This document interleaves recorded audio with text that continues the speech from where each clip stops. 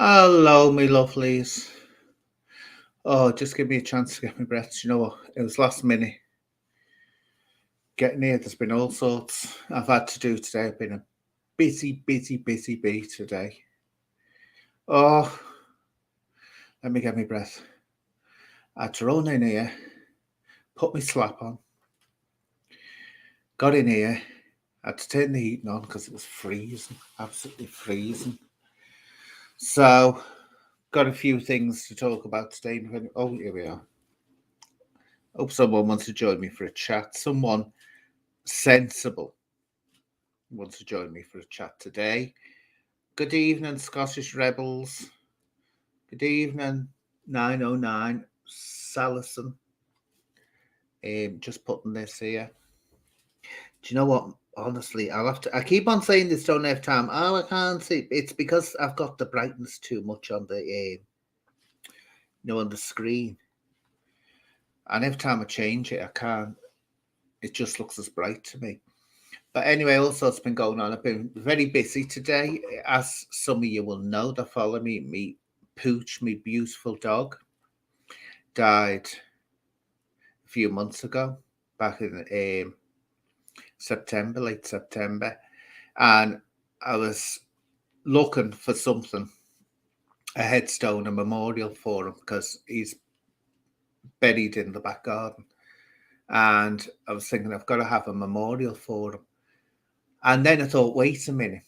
After debating, getting this, getting that, I thought, if I ever move out of this house, or if when I pass away, I thought, what would I be like if I went to a house and saw a headstone, a memorial for a pet, a dog,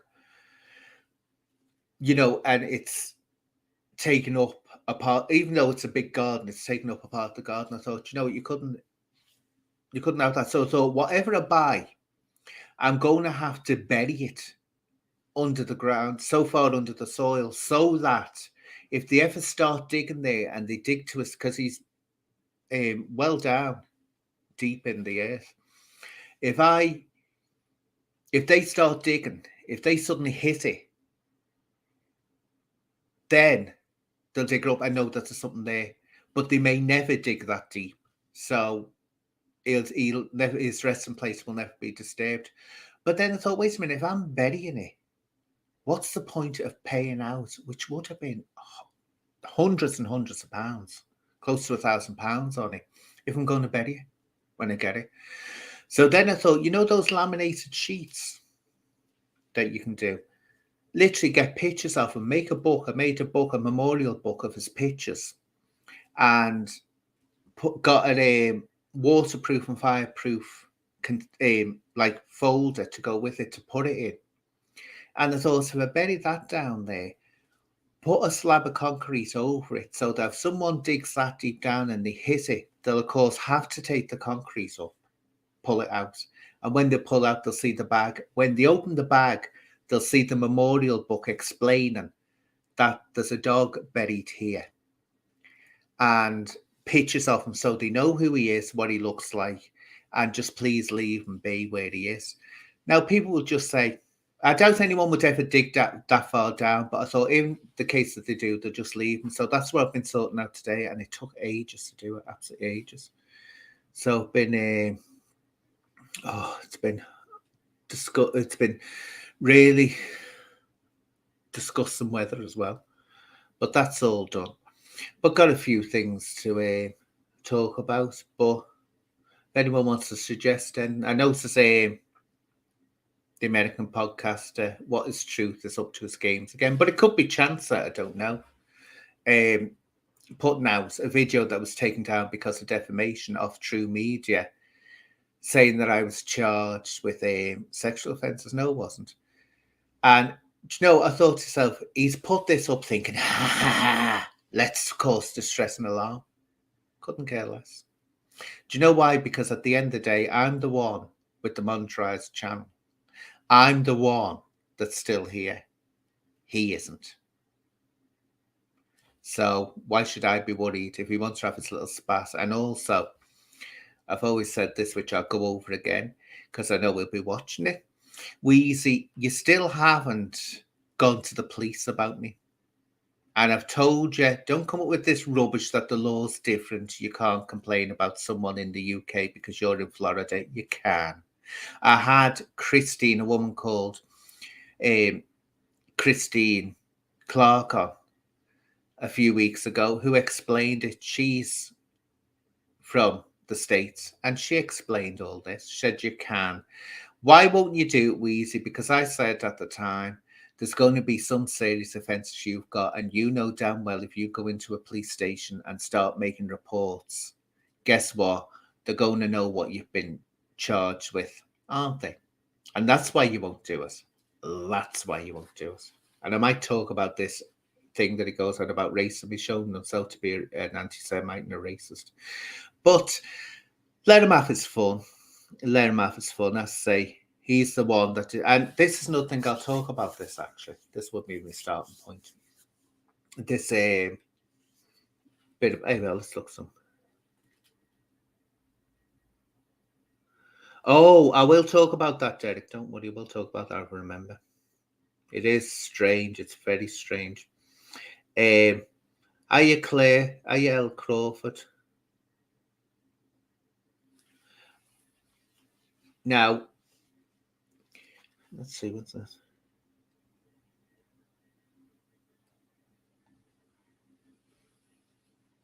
Oh, yeah, it is lovely. I mean, because we get so close to them, don't we? And let me point this out, right? This gets me right. He'd only died the day after because I put it out on social media. Me dog had passed away. I'll never forget that. Wheezy fella, that the honest truth. You know, Bobby, who Uncle Bobby, nice Yorkshire man, and all this. That's doing the. I'm good on him that he's changed his ways, but I had to put up with him and a horrible friend of his, Chris, someone or other, was Chris Hartley, jeering and skitting and going on day after day after day about my dog passing away. And that Chris one was putting up my dog's name in his abbey. That's the nice. Everyone loves that Yorkshire Uncle Bobby, everyone's friend. Yeah, I remember. But if he has changed his ways, and this is what I predicted, always listen to Anne. Always listen to Anne. Anne knows, right? I said, I'm going to say this, you just have to sit back and watch them destroy themselves because we're living in a world now, everything you say is out there forever and it can destroy you. Now, there was another podcaster that Wheezy was friendly with. I can name the names, I don't have to have the names. Chancer, right? Who was doing that. Now, Chancer never actually came out with any hate speech, hate terminology, or anything himself. He never did. Even though he couldn't stand me guts, he was very clever. He never did. But he was going on to Wheezy's channel, thumbing up, and Wheezy was giving shout outs to him. Oh, yeah, chance and all this. So as I said, wait a minute, I said, he's agreeing with this, carry on. He's backing her up. Now, I'm not going to say too much, but something happened. Chancer could have had a chance of getting somewhere, getting a career off the ground, a social media career off the ground. But the proviso was because I'm a friend of the person that could have given him that option, he had to make a peace deal with me or get me to agree to a peace deal. Yeah. Not going to happen. Not after the months and months, not only me, other people had to suffer abuse. And he was thumbing it up and hardness. And that's why I said, people, it all seems very fun, you know, mouthing off, coming out with terrible hate speech and bullying and all that. But then there comes the point when you want to get serious. Say that your channel grows, you want to get serious. Now, Uncle Bobby now, and good on him if he has turned over a new leaf, and he has. I mean, I won't go on about it all the time. If he's gone in a new direction and he's not going to tolerate anyone, which what I heard the other day, he's not tolerating people bullying or anything. Good on him. I'd rather have him do that and let it go and forget us and say, thank God that stopped. And it's not going to go on anymore, then harp on and harp on and harp on about us. But what I'm saying is there are consequences to acting like that. It all sounds fun at the time, but it's always there. And it can surface at any point. You see people get their careers ruined over something that they said years ago. And I'm seeing it going on now. There's certain channels that they've all hopped from what is truth onto other channels. And they're coming out with the abuse. Not as bad as it was, but still bad at times. Still really, really nasty, especially towards me.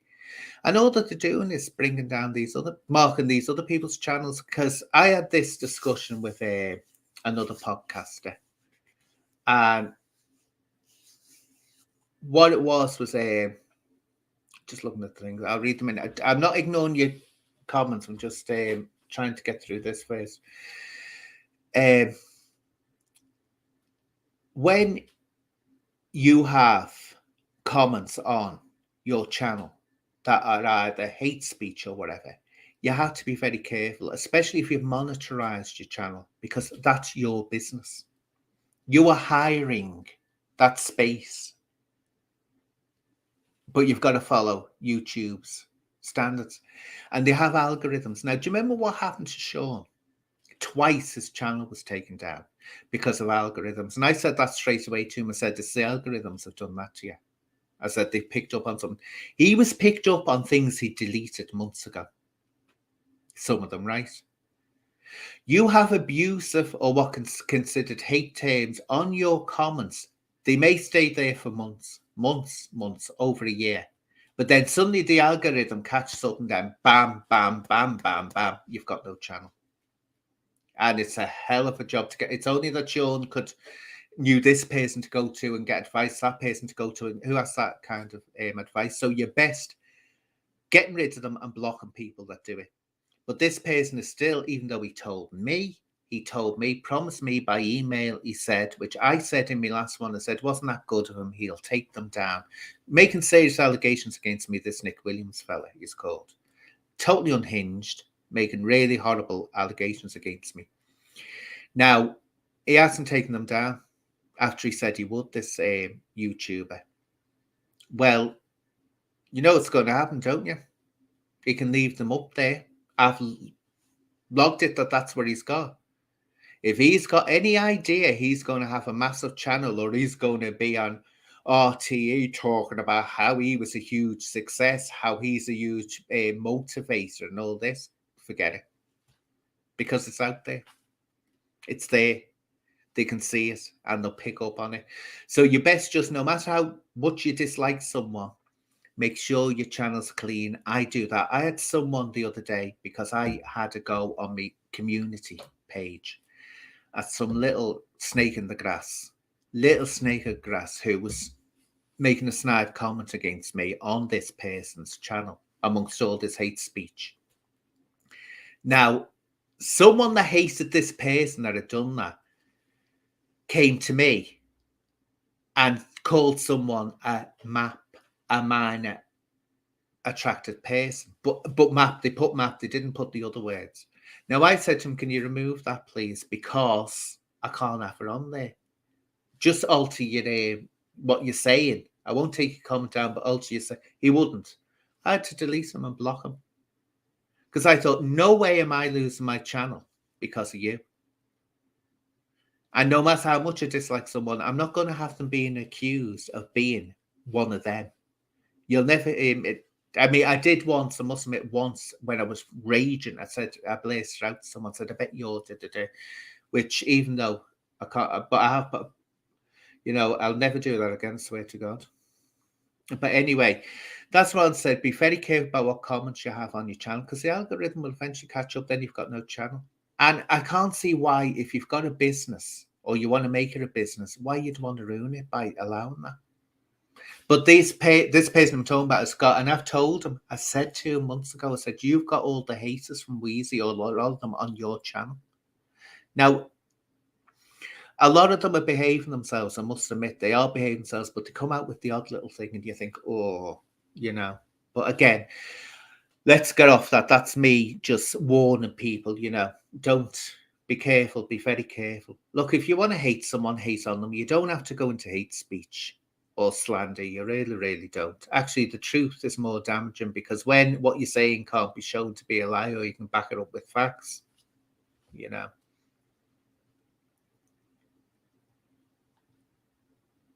Oh, yeah, no. Um,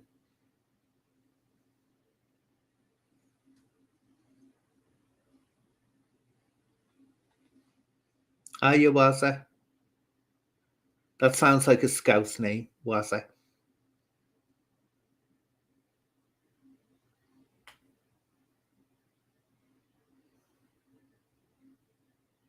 Yeah. Um, I can tell you now, really, when you come on YouTube, look at it as a business. Always look at it as a business. Don't look at it as but some people have it as fun, don't they? Not all people want to. I mean, Uncle Bobby doesn't make money, does he? He was saying. So he's not a business. But hopefully, Uncle Bobby, we can put the past behind us and just move forward. Because if you're going to make your channel safe for people to go on, I agree with it fully. You can't get better. Pity that other people didn't do that when they had the chance, when they said, look, I'll let bygones be bygones, but they carried on with the constant hate and all this. So, and he's gone from bad to worse. Now it's anti Semitism. This is the one that was accusing everyone else of being bleeding racist that upset him. Are you, Liz? Oh, yeah. Derek, about Prince Andrew. Ooh. Oh, that's Daisy, isn't it? That is Daisy. She's got millions, hasn't she? I'm sure that she's got a lot of. Do you know, I was seeing a post on YouTube and it was saying, look at it, she's gone and got this settlement and she's got her abuser's mother's face all over the money. Do you know what? That says something. That says something. But it's God, it's amazing when you've got money, you can buy your way out of it. Can you? Do I blame her for accepting it? No, I don't. No, I don't. I don't one bit. Look, if you're a victim of abuse, right, I don't see why you shouldn't be compensated. Yeah, 12 million. I thought I'd check because I didn't know. Blimey, that's some payout that, and it shows you how much he's got. God blimey. It's just, I mean, it's ridiculous that you can buy your way out of something like that. You shouldn't have to be able to, really. Because really, to say no one's above the law, right? But if you can buy your way out of it, you are above the law if you've got the money to be above the law. I've always said that. Certain things you shouldn't be able to buy your way out of. But again, do I blame her for accepting it? No, because look, let's get realistic. Who wouldn't? Who wouldn't? You've got to be realistic on this.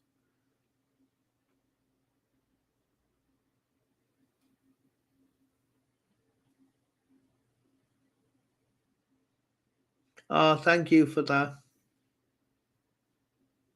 Oh, Andrew is totally finished.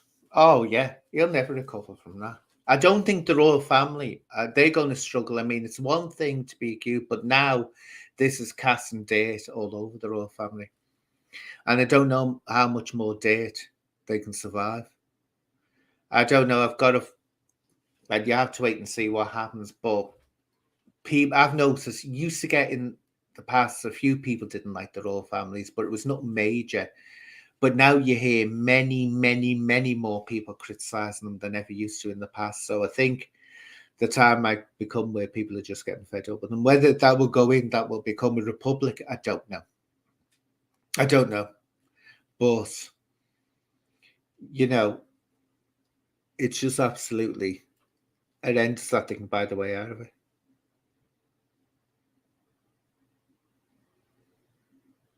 You see, this is it when they say the royals need to go. Problem you have with that is that you're going to have a president and his wife, first lady, or if it's a woman that's elected president, what would you call him? Her first husband or first man or gentleman or whatever. They're just as expensive. Well, I don't know whether they're just expensive, but they're close to it anyway. See, you have to add the idea of are they value for money because they always gone about this tourism thing. Well, look at China, the Forbidden City, gets loads and loads and loads of tourists. So not having an emperor in China hasn't stopped them attracting. Oh God, the Forbidden City, isn't it stunning? Absolutely stunning. Do you know it's always so cold though, because it hasn't got those colourful characters from history in there. Because of course the Chinese empress and their concubines and the staff were always so weren't they beautifully dressed and absolutely, it was just beautiful the way they dressed, and the eunuchs.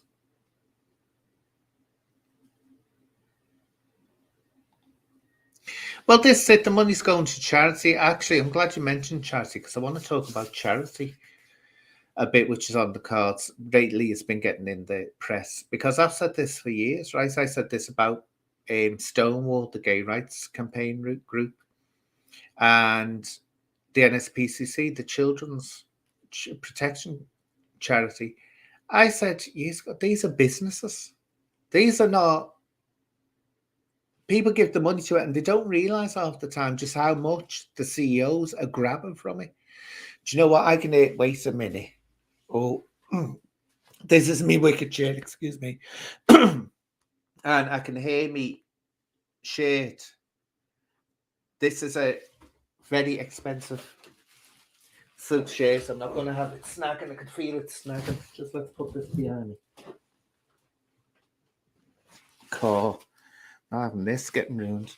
There we are. Feel it snagging on the wicker. Anyway, yeah, what was it up to? God's gone right on my head. God doesn't take much to get out of my head. Oh yeah, charities. They don't realise, people really don't realise how much money they make. Nearly 200,000. Some the NSPCC it's something like 175,000 of your money goes to the CAO of the NSPCC. The managers rake in 45,000 each before you see a penny of it. The businesses, Stonewall, another business, and like hell, they protect people in the workplace. As once they start getting donations off a workplace, that's it. They forget.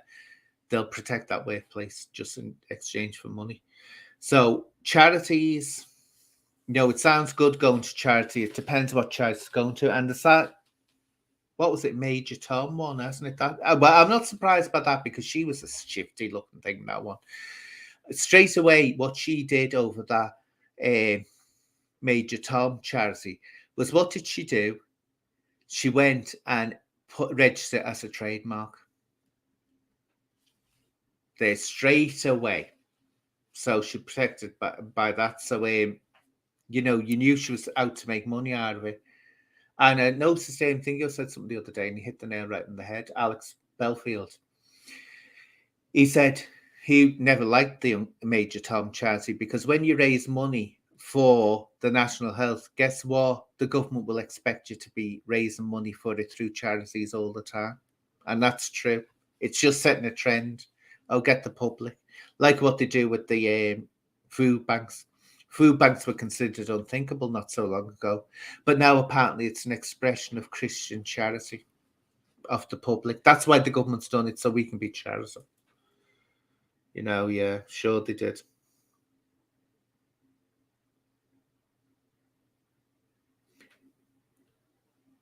See.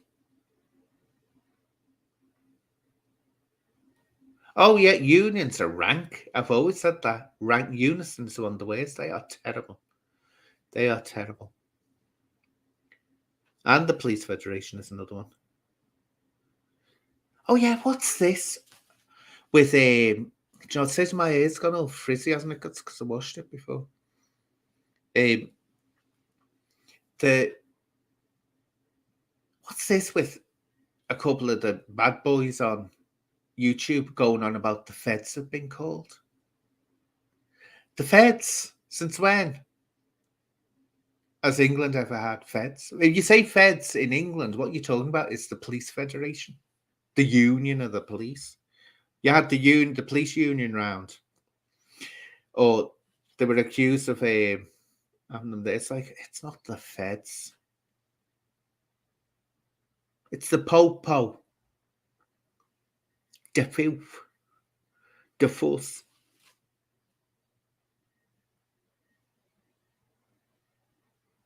Oh, Whiston Hospital, blimey, they nearly killed me a few years ago.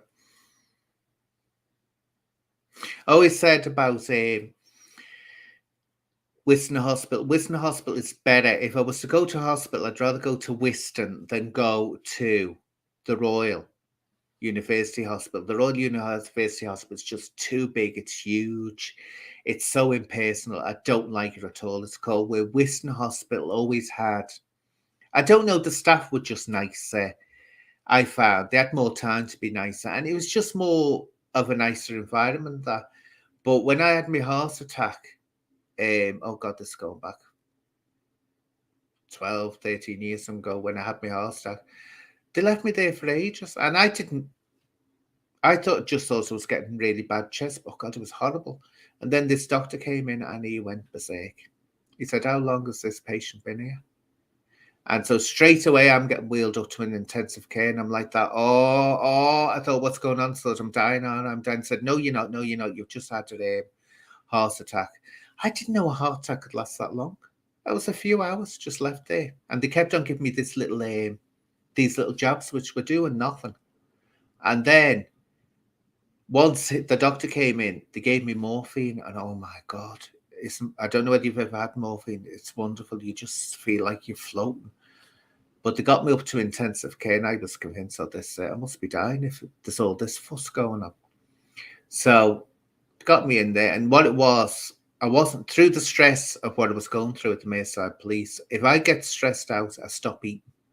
I can't eat, or I forget to eat, and I'd gone right down to the below 7 stone.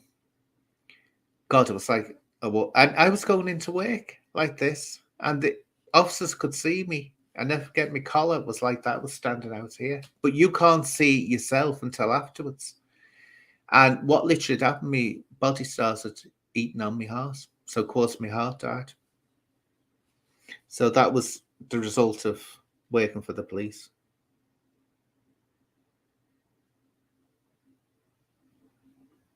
Yet the RFOs found that. And it's like the Royal can have a really bad attitude towards the police when they call in as well. A really bad attitude. I remember the Merseyside Police never used to like, they said it used to be better in the past. They'd go there and they'd be treated well, but they said for some reason they all turned nasty. Are you Crystal? I lost my dad to sudden death. Oh, it's dead. Oh, I didn't know that, Chris. I remember you used to talk about your dad.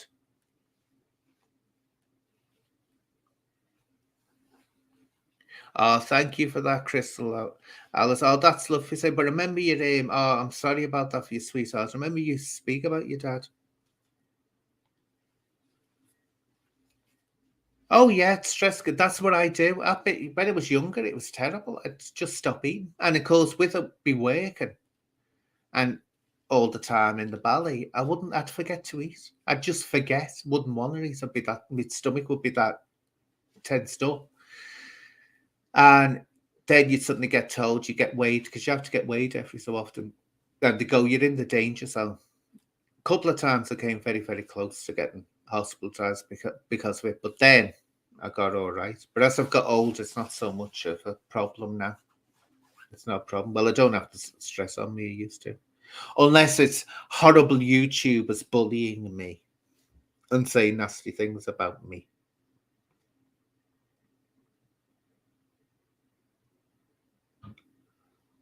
Oh, this I was saying that the other way. The bow shows. I blow, yeah, blow, oh no, blow, oh no, blow, yeah, blow. It sounds weird to me, but again, I'm of a different generation. And dude, dude, it just sounds weird to me, English people or British people saying dude, because it's so iconically American or awesome. It's just so American. It sounds odd to, but again, it's a different age, isn't it? So you have to go with the age. But it's you expect to see young lads doing it, don't you? Going bro, and all that. But now it's our fellas that are going bro, and it's like, oh, God, you trying to impress. Or when they start doing the rap, it's like, no, it's not. It doesn't look. How could it doesn't look right when you're over your 40s doing things like that.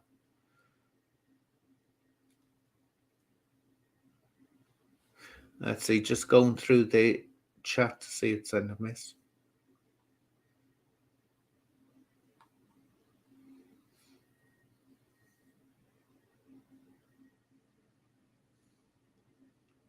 She took. Yeah, well, this is the only drawback about she took the cash and won't be able to mention public gain. That's the only drawback. You always have a silence clause there. So that's what I said about the so-called whistleblower John Wedger, police whistleblower. He's kept it quiet that he did reach a deal with the Met Police, but that means he'll have had to have signed a silencing clause, so you won't hear him going on too much about the police anymore. Whistleblower. Oh, I found out the other day, someone put a video up. He doesn't like Jeanette Archer anymore. Ooh, because she's going on about the lizards. But if you ask me, going on about possessed people is just as strange as going on about, lizards. That's my personal view anyway. The both seem really strange to me, going on like that.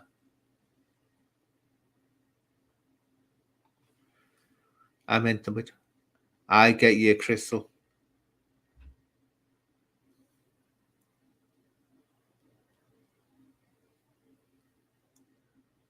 Oh, the first one.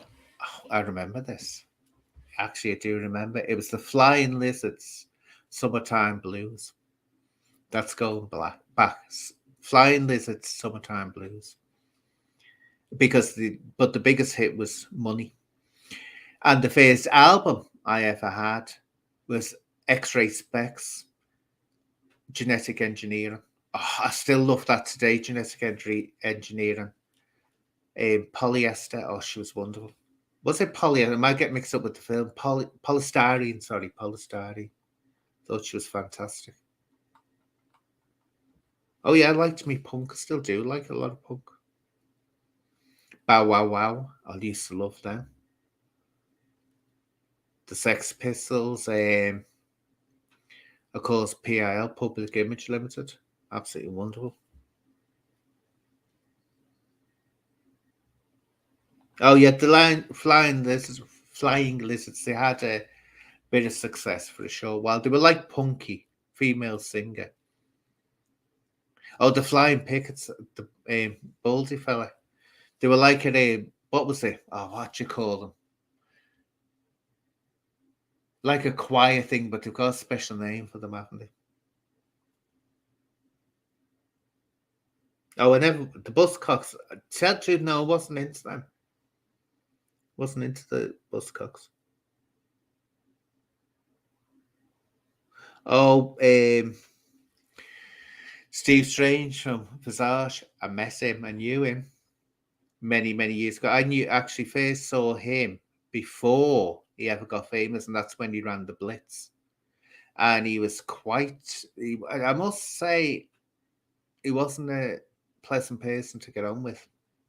Wasn't very pleasant at all. But I remember the Blitz. And I saw, or I got told, I can't remember. I got told I saw Boy George there before he was famous. I can't remember. But someone said, you did. Because they were with me at the time. They said, you saw Boy George. Because we used to take awful chances. I always looked older than what I was. So I'd go out at 14 to the clubs. And I was still in training. If they'd found out, I would have been kicked out. God, me Papa that would have been me finished with me Papa. Oh, I was told Bobby was talking about not secrets, and Pete Price. I can't stand his guts. No secrets. There's nothing that I've heard about him having anything on him in the police or anything. But he's a nasty piece of work, and he grasps me. I know he did. Well, let's put this: allegedly grasped me up to the chief constable, Bernard Hogan. Said that I was talking to him, so I've never forgiven him for that. Horrible, horrible man.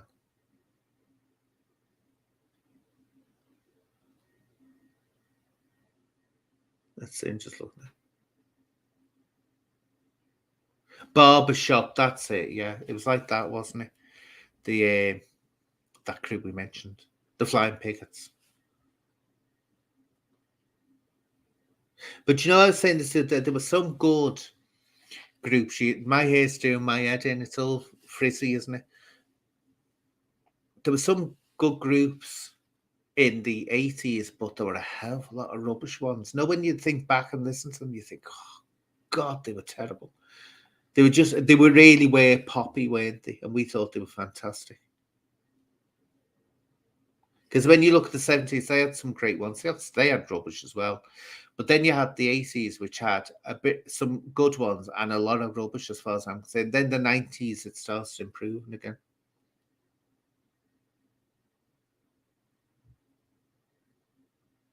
Oh, yeah, I'll just say this allegedly. I'll say this about saying allegedly. No, legally, people think if they say allegedly, it will protect them. There's no ways.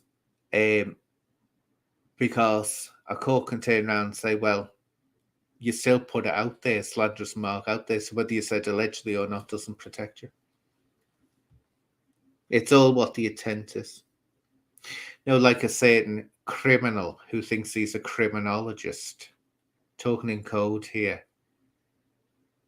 with a who's been calling me, what was he calling me the other day? And the man, and saying that thank God Anne can't reproduce and doesn't have grandchildren because no freak like me having grandchildren.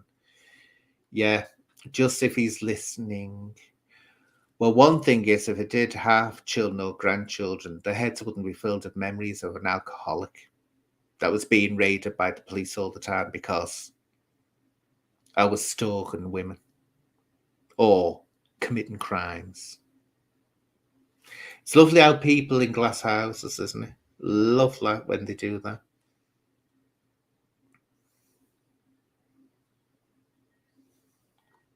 Oh, Operation U Tree, that was.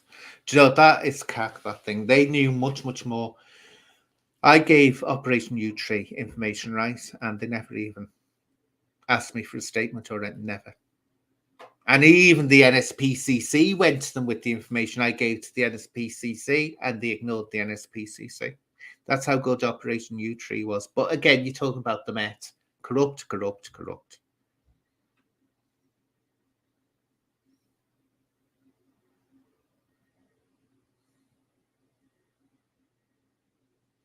Oh, oh, I think I know who you're talking about. Remember that saying? Look, let's put it this way, and I'm going to say it, and I was threatened by the BBC with legal action when I said this years ago. See, these people know slagging me off and say that I'm because of the way I look, because I dare to wear makeup that I'm some kind of danger to children, and they slag me off. No, I'm the one that's got the paperwork to prove I fought to expose cover-ups on my side. I was the one that fought. It's out there to see. And one of them's being used to attack me with. That's lovely. So you try to get to save youths from being sexually trafficked, and that these people like True Media and What Is Truth and Brian Harvey and all them have used that paperwork, taking information from that paperwork to attack me with. Yeah, can they show they've done anything? Like hell they can. But anyway, what I was going to say was that Radio Merseyside, BBC Radio Merseyside, I heard things about them, right? I won't go on to it here, but I heard things about them, reported to the BBC. And if you saw the paperwork, it was obvious they are covering something up. And so, when they're saying they've changed the ways they haven't, they're still covering up. I had murder with them, absolute murder with Radio Merseyside. But it's not just Raging Merseyside. You're talking about there's lots of places you have to be very careful of. But yeah, I wouldn't be surprised, Bobby. But if you go to the police in Liverpool, I don't know, it may have changed. I doubt it. It may have changed. But don't forget, the reason these people were getting away with it was because Merseyside police are covering it up. And that's what I always said. These youths that are abused, if they know they can't go to the police because the police are the very ones that are covering it up. It's a dirty game. It's a really, really dirty game. And that's why it used to absolutely grate on my nerves when I'd see the Merseyside police. I know the force is doing charities for children. Oh, we're helping the children. Yeah, at the same time, covering up because someone's influential over the chiefs of the force. It's absolutely sickening, it is. But you could try reporting it. But I tell you now, I'd make sure that you keep your eye on the ball with the Merseyside police if you do.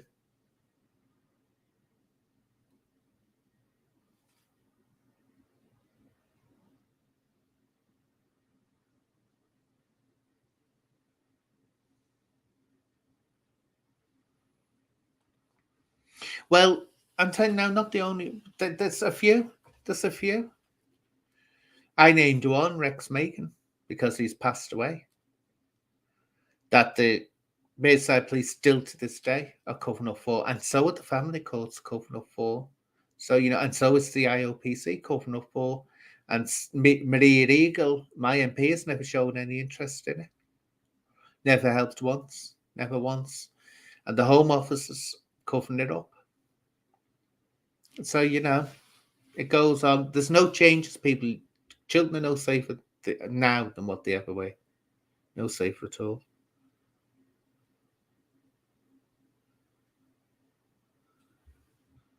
So there's some. It is a disturbing, nasty world. I can tell you. Now, I want to talk about something else, but I don't know what to talk about. Someone give me a clue. If someone wants to join in, because I'll be popping off once it gets to the hour. So I say I've been absolutely mad getting all this sorted out for me little poochie. I've actually put that through. Do you know, I put the thing.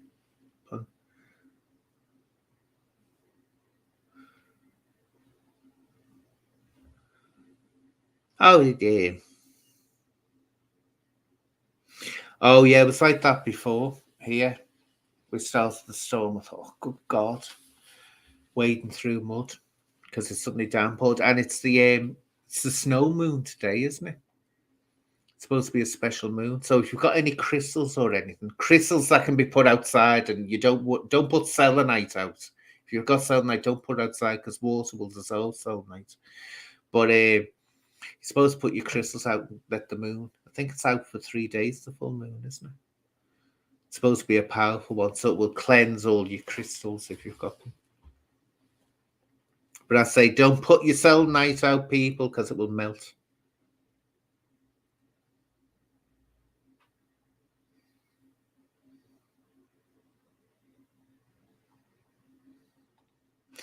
I don't know. I've got a few. Got a few. I don't have particular favourites. Me, I think I do. I think me. I always look forward to mine. I think, oh, wonder what Anne's going to put up. Wonder what Anne's going to put up next. Is it going to be a bitchy one? Or is it going to be a one informing people? But apparently, I tell you all, I teach you all, I take it for granted. Oh, do you know what? I swear to God, I take it all for granted that you don't know to explain things. Should I talk about this person or not? Because he's really got up my nose by what he said the other day. And I had his back. I had his back when he was getting attacked by a load of homophobes, and he's turning around now and putting snotty comments on about me.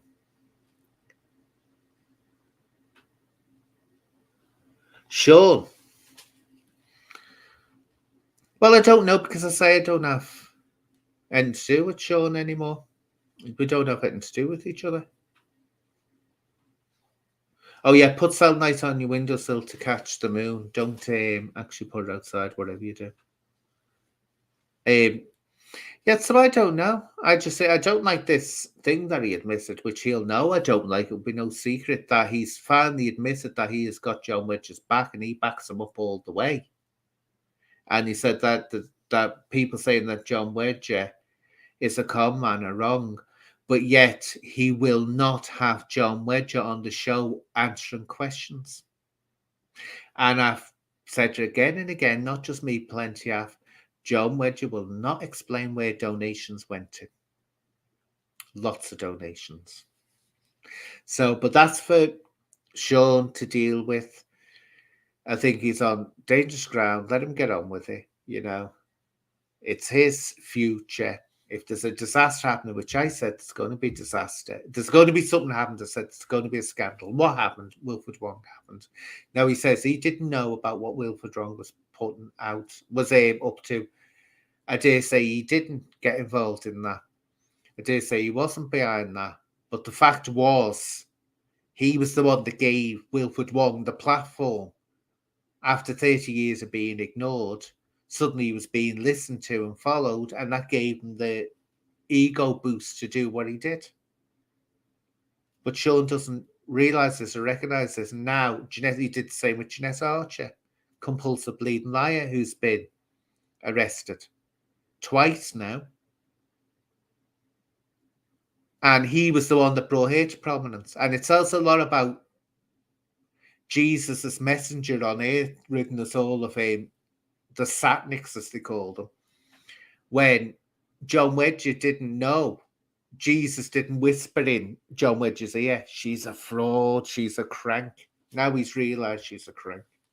Well, why didn't he realise if he's a messenger from God or whatever he's claiming to be? Wouldn't have God have said to him, no, avoid that, it's a liar.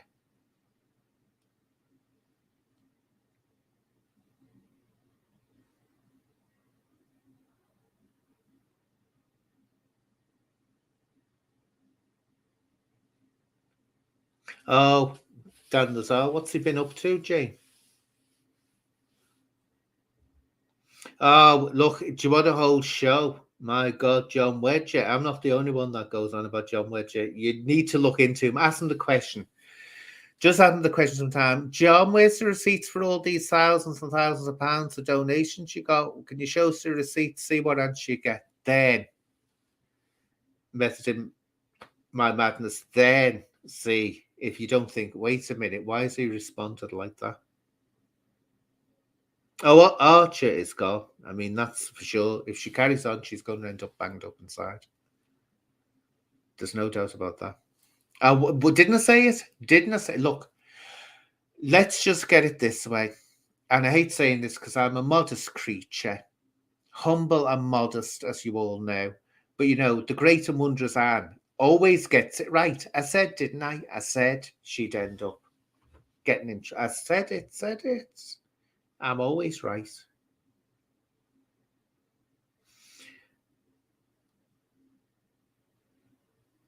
Oh, that's funny. Oh, Susan the Banshees. Oh, yeah. Love them. Went to see them a few times. I loved Susan the Banshees. Were great, weren't they?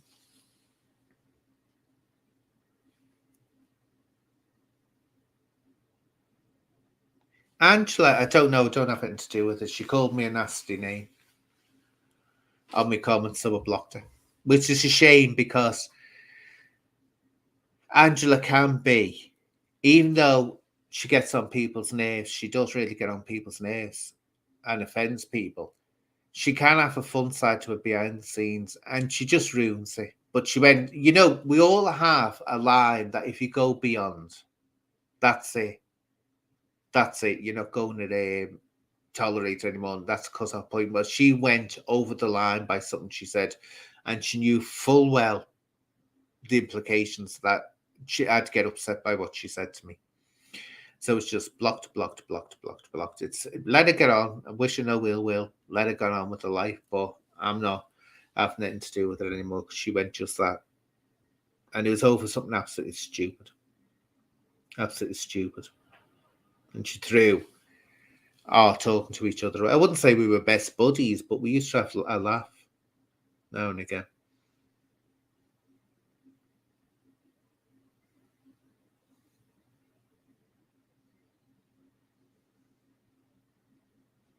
That's good. Scottish Rebels.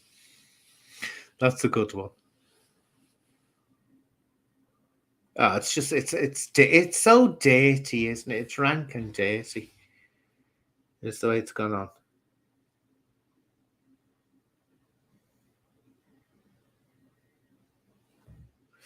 Yeah.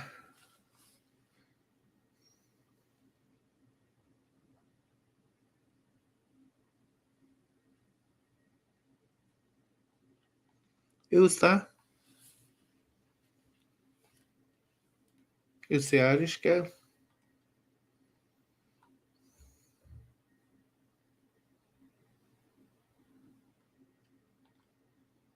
Oh yeah, the Archers cult.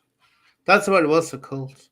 Once you hear them saying brothers and sisters, you've got a cult forming there. Brother, sister, brother, sister. You know you've got a cult on the way. But they're all totally bizarre because I mean you couldn't get more obvious and in your face that she's a fraud. And remember, Sean Atwood, this is what I say, Sean Atwood didn't know she was a fraud. But now John Wedger won't have anything to do with Jeanette Archer. They say Sean Atwood won't have anything to do with her. But why does he need Mr. Critical Thinking need Sean Atwood to tell him what is bleeding obvious? That you go from, oh, I was saying, what was it? Oh no, I was abused by family members, blah blah blah. Oh, they were ordinary people. Oh no, I never seen it manifest. No, nothing manifested. To suddenly ending up with, yes, she saw these lizards. They were all lizards. She was abused by the royal family. She was. Do you know what? And yet, Mister Critical Thinking couldn't see that he's had to be told by John Wedger that she's a crank, and that's a crank telling another crank. Oh, I've got this thing happening again with this bleeding box. Come on, go away. Oh, what have I done? Oh, thought that.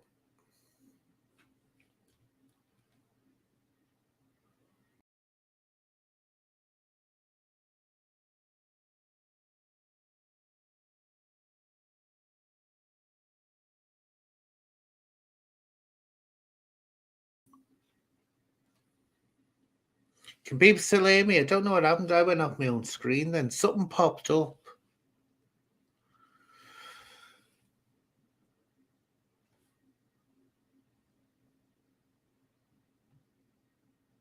Let's see.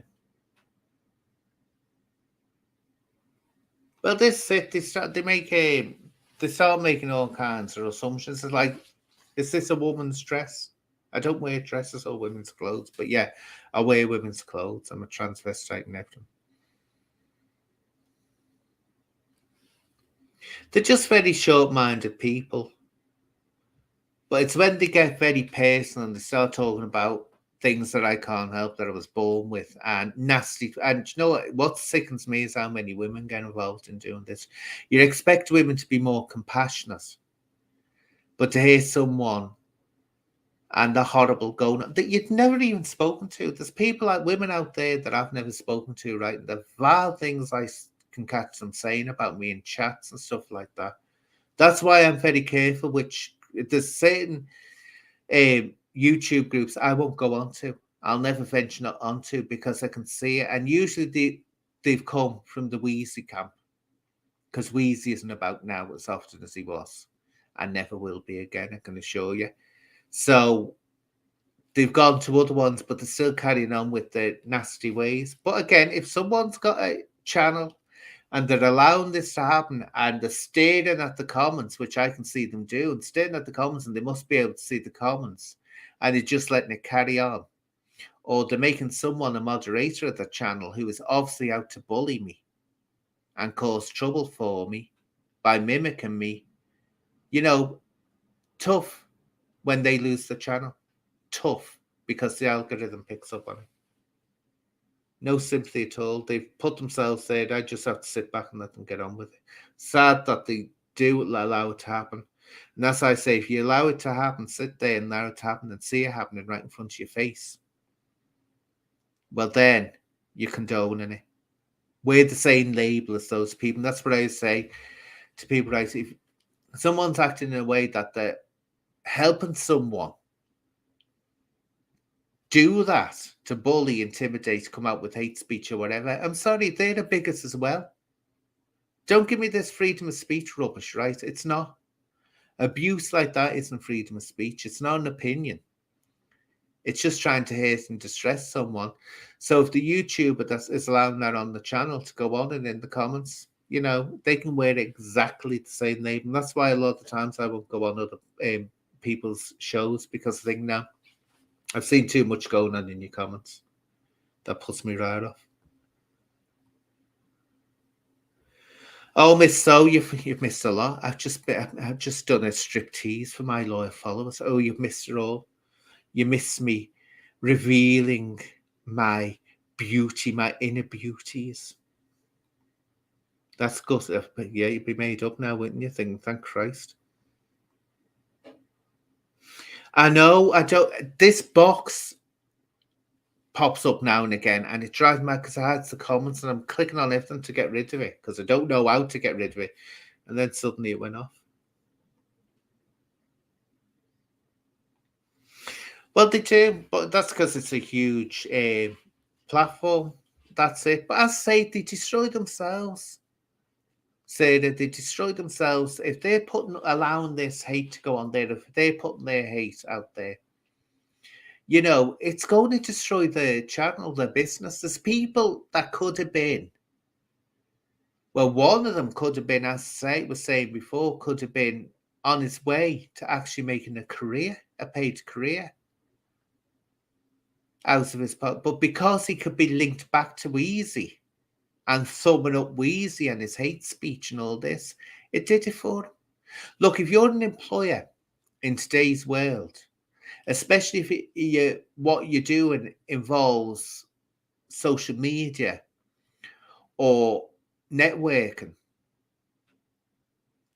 you're going to, if you get someone that comes up and that they've got a history where they could be linked to something that, let's call it what it is a neo-Nazi, gone into anti-Semitism now, gone from hate speech to anti-Semitism and all this business, you're not going to touch them. Because why should a business think, right, it's a few months down the line, someone going to say, have you seen this? And you're employing them. No, you're just going to say, I'm not going to take that chance. There's the door, no matter how good they are. And I've seen that happening. I've seen it happening. And do I feel any sympathy for them? No. Because they damn well are not children. They're not teenagers who don't know how to act. They know what they're doing. This is another scary thing. These are adults. Adults that are going on like that. And it's absolutely horrendous that you think that adults would do that. It's just shocking.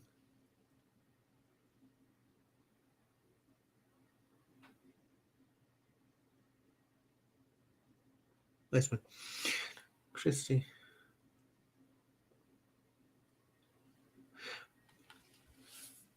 Danny Christie to Bobby K this morning. Well bombed. Why? What happened? I missed that. I mean, I like Danny Christie. Don't get me wrong. I know we've had our little spat because he dared to, cheeky boy, dared to criticize the great and wondrous Anne. How dare he? So, of course, look, poke the bear, poke the queen bear, and that's it. You'll get a queen reply. So again, but I do actually like him. I do like Danny. I think if we'd get on, we would get on. Have our little spats, but we'd still get on. And I know he likes me. I know he loves me. I know he loves me. Say one thing. I've been saying this before because someone put a snotty reply and called me that thing. I don't know why they keep on calling me. Well, I do know why they call me that thing. Don't listen to a thing like that. And I told her, I said, you know what I said? I've never heard Danny Christie come out with any hate speech. So I said, I can assure you, if you think that's going to impress him, it's not. It's not going to impress him.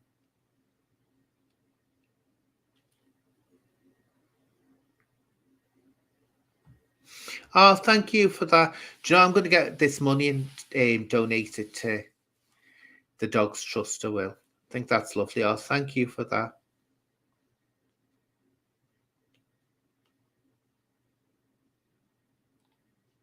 But what happened? So what did Danny do? Come on, Danny, if you listen. I think he just watched me. I think it's his guilty pleasure.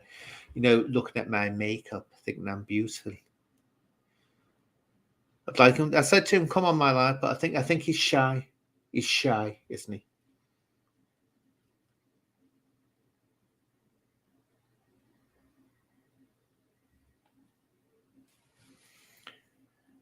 In 2000.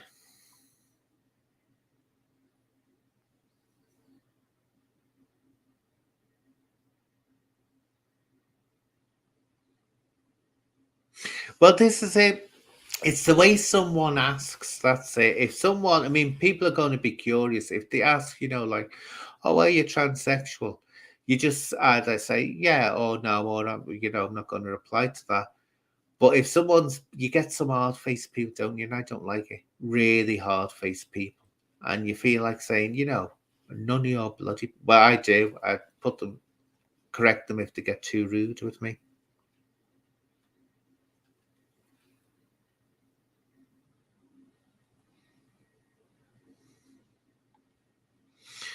Yeah, but you just have to, I say, it depends because people say to me, sometimes people say, look, and they're being genuine to say, look, what does intersex mean? I'm not being, and you can tell they're really apprehensive because they're thinking, oh, am I doing something wrong by asking this? They don't know what it is. What is it? Can you tell me? So, well, tell them. I'll say, well, here we are, because I'm getting to really dislike that term intersex. I think it's just it's a wishy-washy word. It doesn't convey what it is. But I don't get um, offended by it because think, well, I can understand why they're confused. They don't know what it means. Always that weird thing. Where does it come on you? Lock that weird link. Go on, you go. No, they put these weird links on trying to get you to click on them.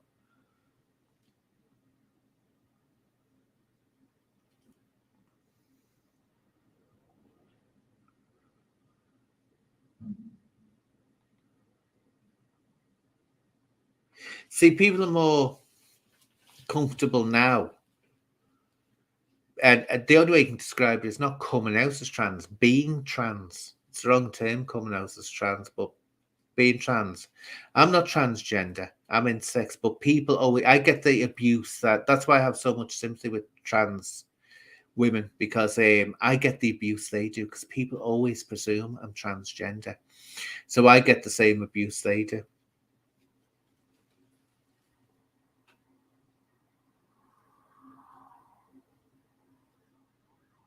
I was saw the Banshees in a few places. Saw them when they came to the Royal Court. Oh God, that was an event. They came to the Royal Court and there was like a crush and people were fainting and everything. It was horrible.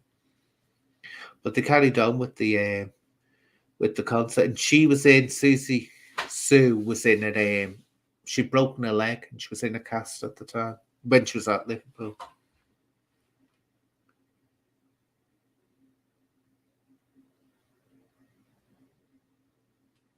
When you see this is it now, this is where it's all changed. No, ladyboys in Thailand were called ladyboys.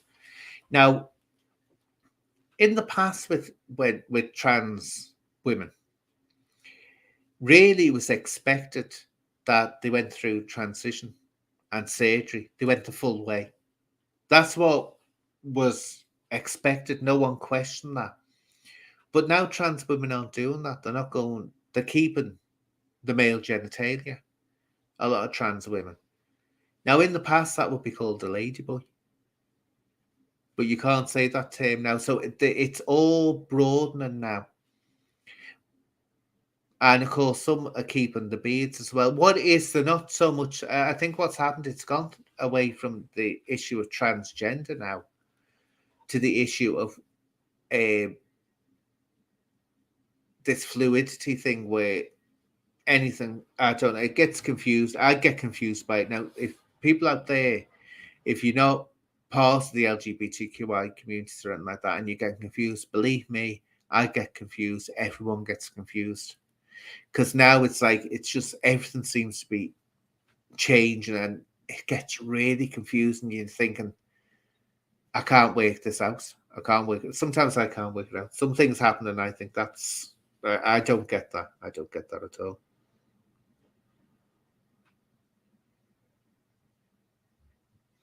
Oh, they were great. The Banshees, they were great. I'd say one I would have loved seeing in the early days, but I was too young when they were starting off, and that would have been Queen and David Bowie in his Ziggy Stardust days. I would have loved seeing them, but it's too young when they were at that phase. No, when they were just starting off, I thought they were fantastic. Oh, the Comedians. I've heard that name. I can't remember what they did.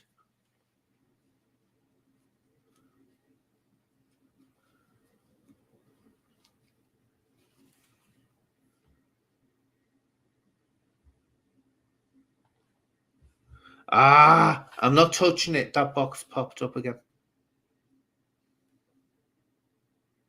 What's happened over this, Bobby and Danny? What's happened? I'm eager to know now. Let me know. Let me know. Let me know.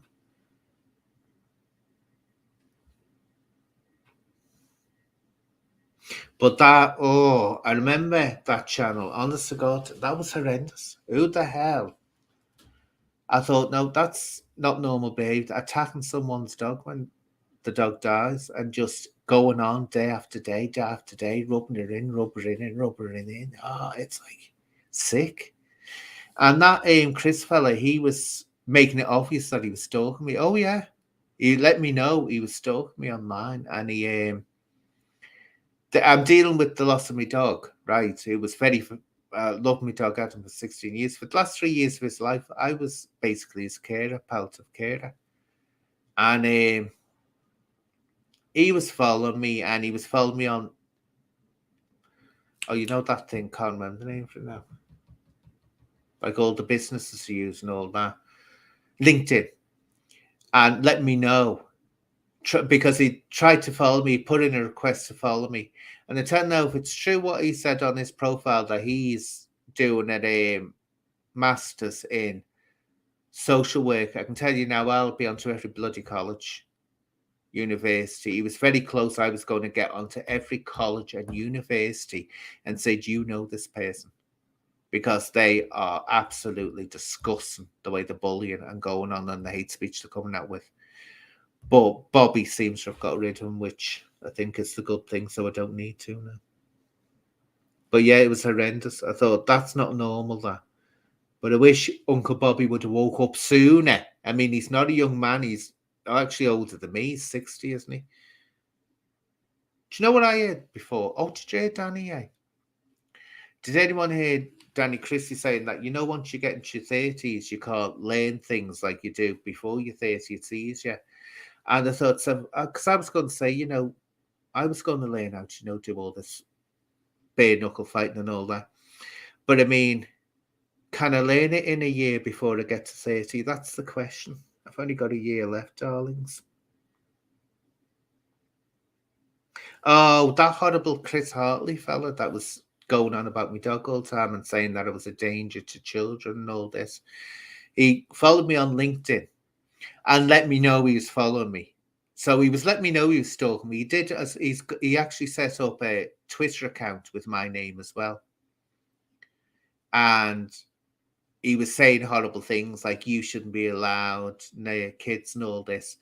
Well, on his LinkedIn profile, if it's true, it says he's doing a master's. I've got it copied somewhere. I've got it copied with university. I can't remember off the top of my head.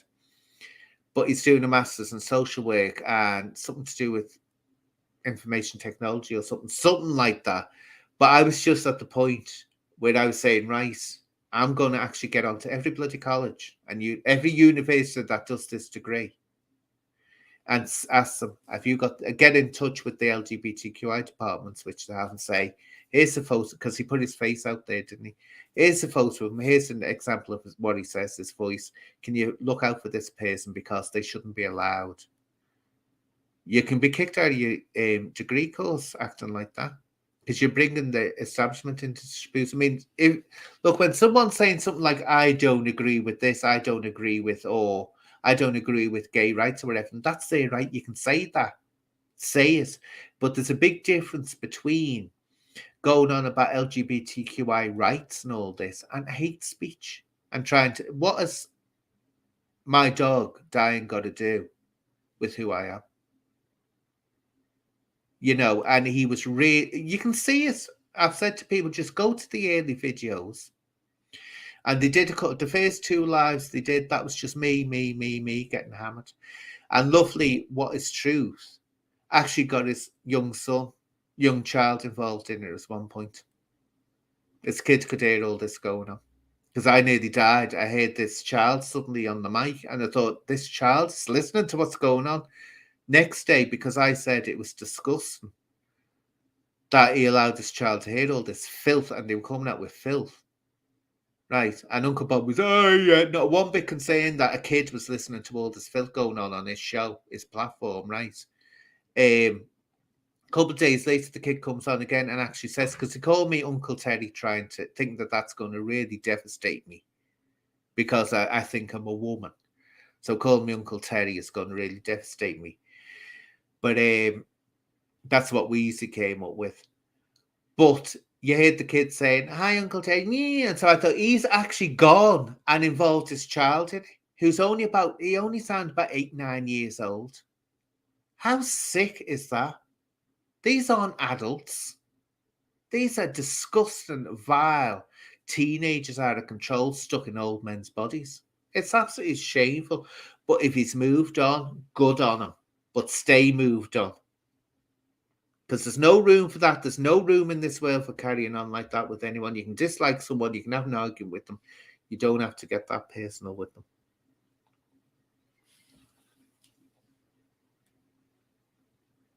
Yeah, he realised, but he took his time, Mrs. O.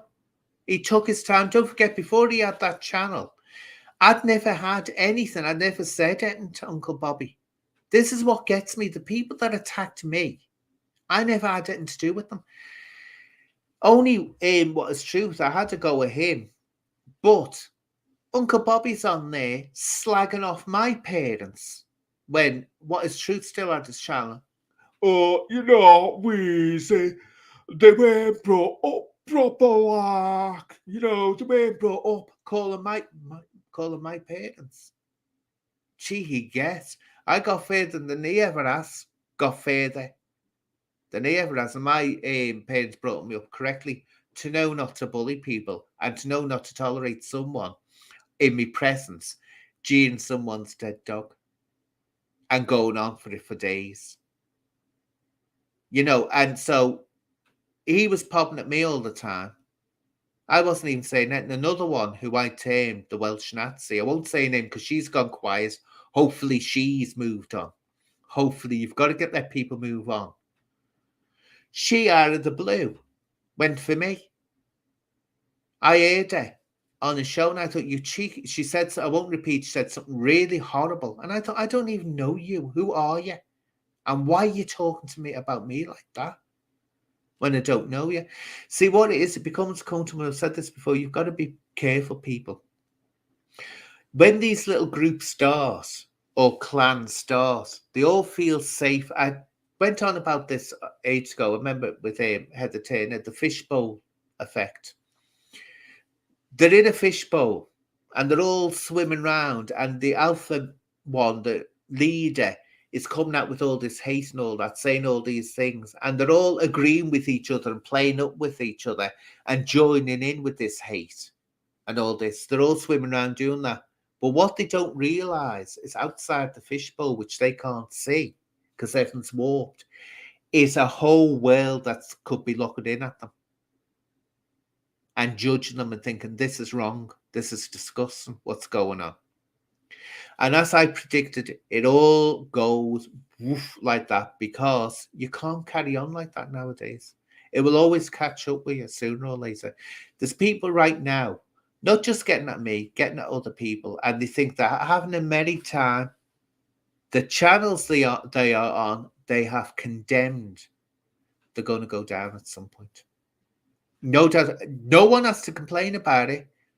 The algorithm just picks up, and then it's like gone. You suddenly hear, where are they? Where have they gone? Oh, I've been taken down. Yeah, because the algorithm. That's what happens, sure. So you have to be very, very careful.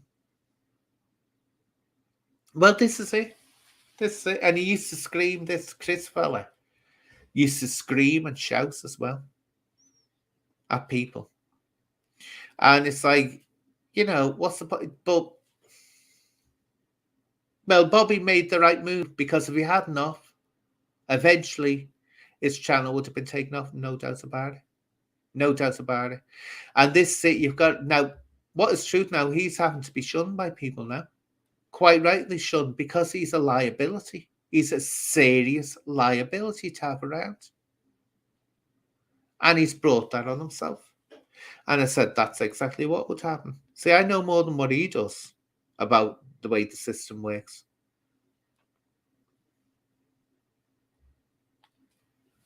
Having a good little, letting all my thoughts out now, aren't I? But I want to do this to get the slate even, because it really got to me, it did.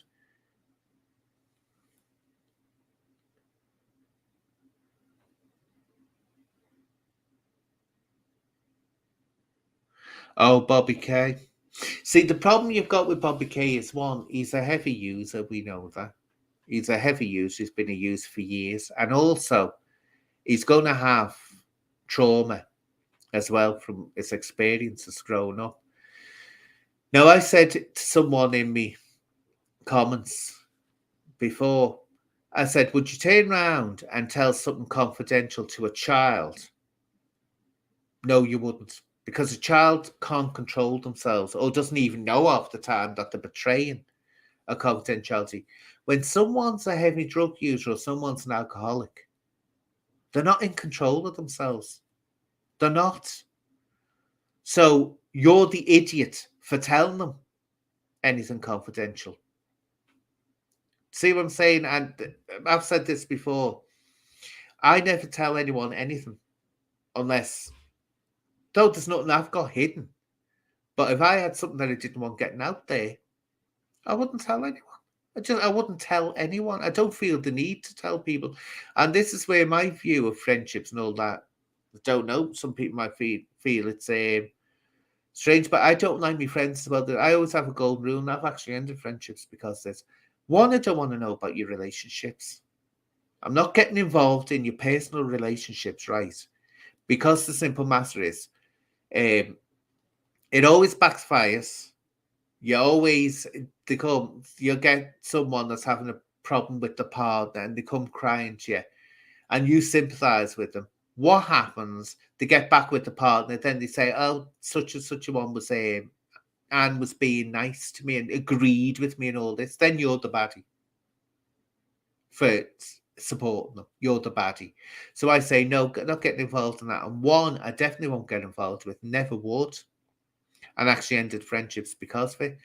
Was if a friend was cheating on the partner, no chance, and they'd want, a place to, or a cover story, I'd say no. And they'd be all horrified, but you're my friend. I'd say, no, I'm not having anyone knocking on my door and saying you helped break up my relationship. I said, it's not happening. And I'm absolutely offended that you've asked me to get involved in it. What they do is up to them. But that's the way I work. To me, friendship is a friendship. It's not a therapy session. That's what I see it as. You have a good time, you have a laugh. I can't have a laugh or a good time if someone's going into all the problems. As I say, go and see a therapist. That's what you need. That sounds harsh, but guess what? I don't get involved in any scandals like that because of it. I just don't. And I've seen it too many times. Paris, I've seen it too many times backfiring on people. I just won't get involved in it. It's like, no.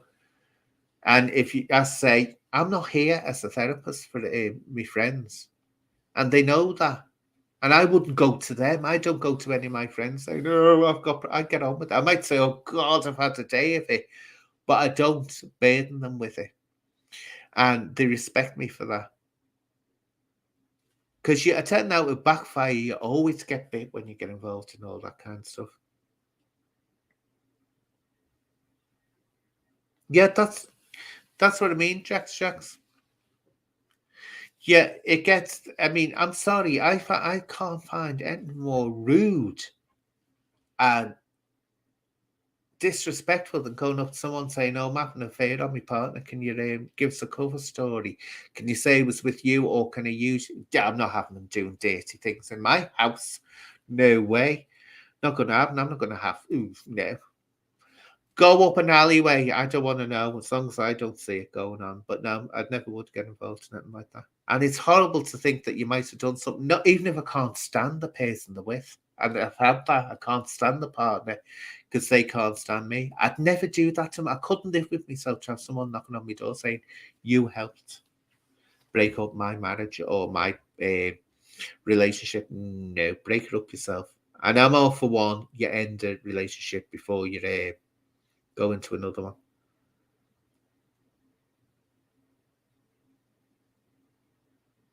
Oh, I am old fashioned. That's the way I was brought up. I think very old fashioned in a lot of ways. It's just that I don't like.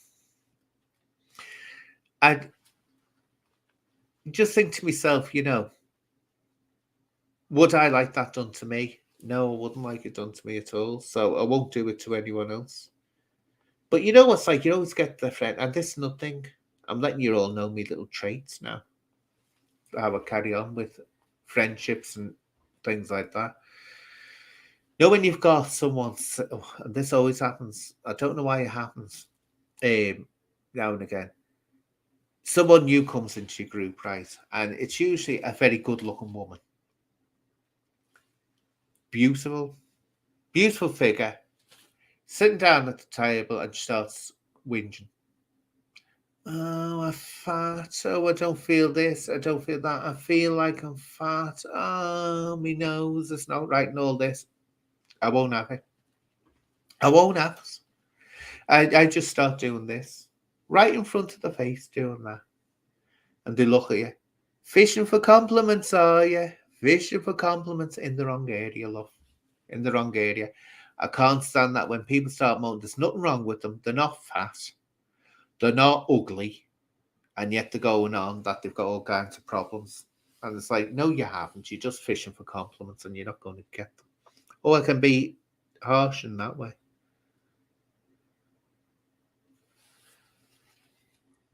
I had to, neither would take a towel. Yeah, you have to. It quickly becomes very, very toxic. You best get yourself out of the way. Mary Whitehouse, she was funny. I mean, look, she went too far with it. I mean, she did go too far. I mean, she even kicked off about and the Waters, didn't she, by the Beatles, the pornographic priestess line. So she went way, way, way, way too far. But she was a funny character to watch. But you've got to understand that was when she started out, things that we don't even blink an eye at now were considered horrific back then. Absolutely horrific.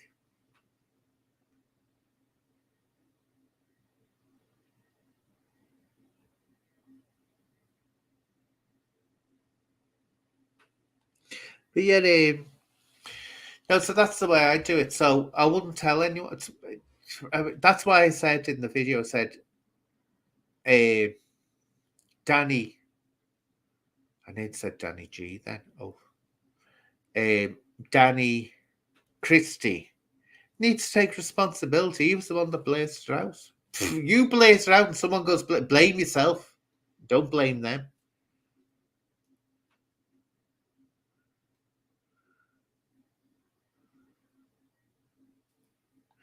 Well, you have to let other people decide that, Mrs. O.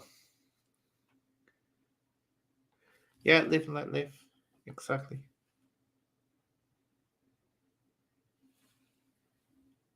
Oh, God, that's flowed over. I didn't know it's that time. Is anyone going to jump on for half an hour? I think I frighten everyone off, don't I?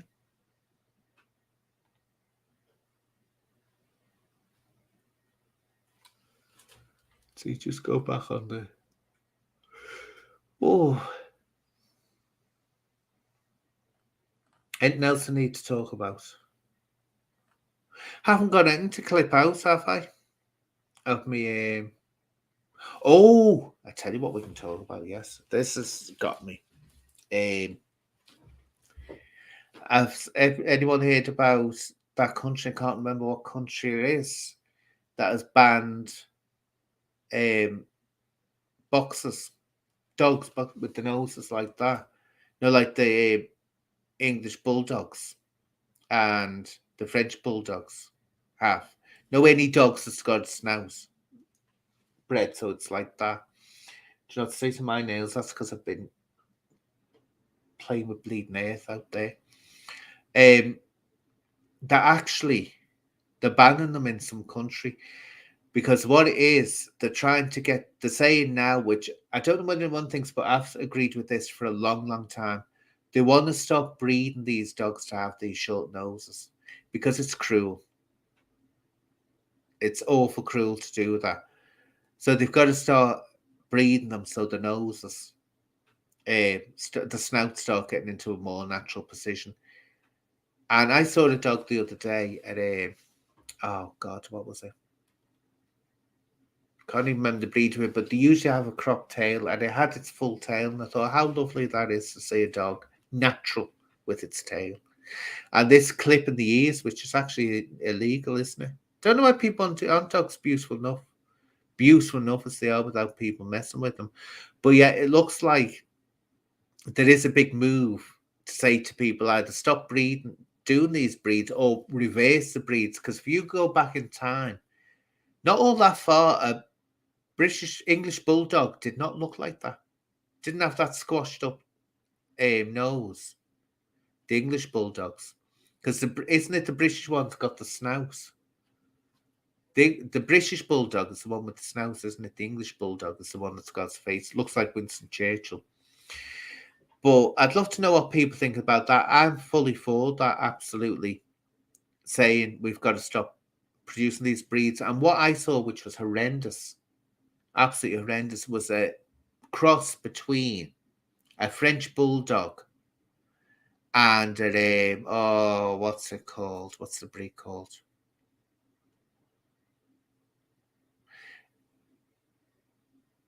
Can't remember the name of the breed, but it's another one with a squashed up nose. And you know what? I hate those dogs. I was in the field and I hate them from the other side of the field before I even saw them. Tiny little things. That's cruel. That's really, really cruel. It sounded worse than any French bulldog. And this is another thing that people are saying. When the crossing things, you know, when you have these labrapoodles and cockapoodles and stuff like that, what's the difference between that and a mongrel? You've just literally got a mongrel, really. That's what you've created. Lovely dogs. I mean, don't get me wrong, you'd never ban at a Labradoodle or a cockapoodle. Not haven't they got beautiful temperaments? They just want to play, play, play. Everyone I've seen of them, they're gorgeous. They just want to play. So they're not a problem. But they're saying a lot of the time this crossbreeding, should they be classified as a breed or a mongrel? That's another thing that's being discussed. But that's not important. That's not important, that side of it. But I do believe fully I'm behind that they should stop breeding these dogs to have these squashed up faces because if they're left in hot cars, they can die quicker than another dog because they can't cool the air down. They haven't got a snout to cool the air down. And what's scary is that the English bulldog is hugely popular in America, where it's hot in a lot of states. Very, very popular, the English bulldog in America. And really, it's an environment that a bulldog isn't designed to be in, an English bulldog. It's designed to be in a wet, damp environment, a coldish climate, which we have in England. That's what it's really, and they even suffer here during the summer. They suffer. But it's sad. I mean, look, English bulldogs look beautiful. They do. They've got great little faces. but it's cruel. There's no doubt about it. It's a cruel thing to do to an animal.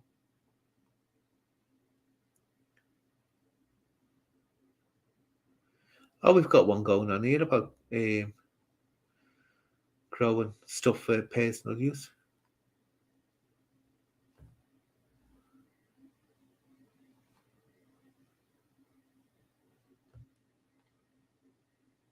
Now, look, just catching up.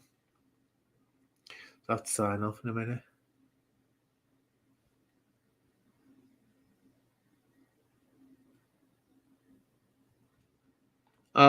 Let's see. Bye-bye, Scottish Rebels. Love to have you there.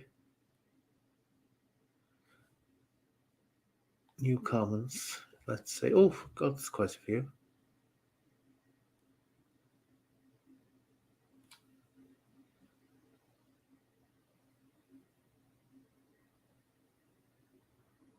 Which was?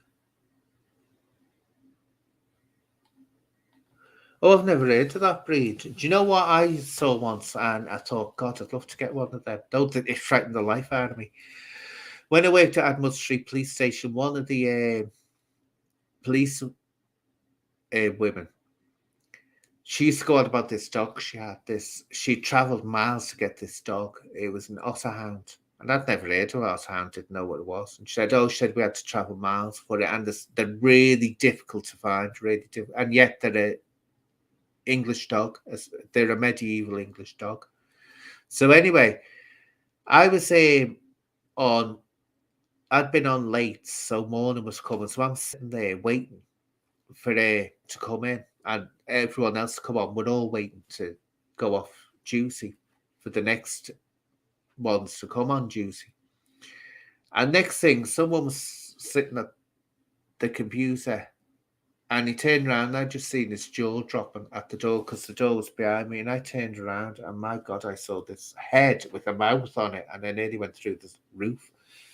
Massive dog with this big head.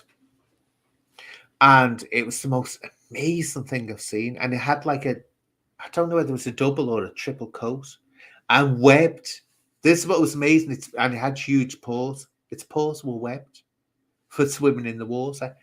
Well, I looked into it, I thought, got to find out more about these dogs. And it was the Staffordshire Brush. Apparently, they're virtually impossible to get hold of otter hounds here. And yet they are a medieval English dog. But in America, you can get them more easily. But there's real restrictions on having them because they're so rare. And they have societies out there, otter hound societies. And I thought, wouldn't it be great if we could start breeding them again? But apparently, the problem with them is they're docile, whatever, but their sense of smell is amazing. The better than any bloodhound or any other dog at smelling. That sense of smell is absolutely outstanding. And they'll go after the sense of smell. So you can try to pull them back to train them. They won't, they'll go where they need to go. But also, this is amazing. You have to have, if you put them in your garden, an 8-foot fence. They can clear a 5-foot fence, no problem. So your fence has to be 8 foot tall to them in there because they said they smell something, they'll just go over a fence and go there. But they were used, as the name implies, to hunt otters in the medieval days.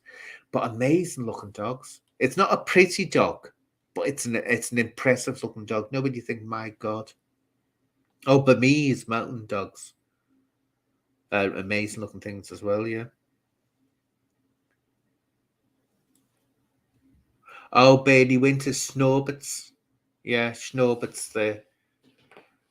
Yeah, I remember that. Remember Snorbits? It was lovely, wasn't it?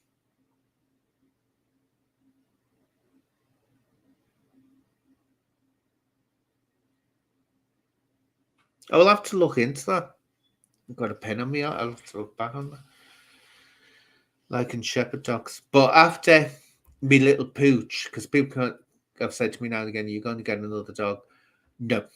And the simple reason is, one, I can pop off at it. I'm at that age when I can pop off at any time. Two, I don't want to go through that heartache again. I'm too old for it. And so, and That and by the time a dog reaches 16 years again, I'll be in my 70s. I can't handle that. Not going through that again. So Bonzo was the last one. And someone was saying, well, why don't you get a senior dog? I said, because I don't want to be sitting there waiting for it to die. I'd love to have a dog, I would, but I'm just at that age where it's too iffy getting one.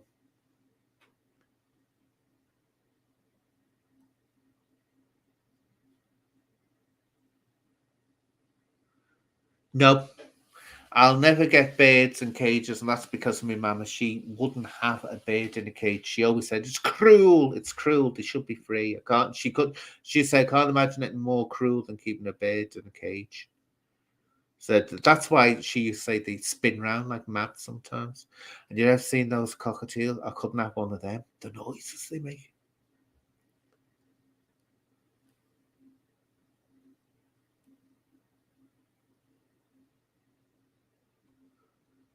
I might do. I might foster. I'd be interested in that. I'd foster. I'll look into it.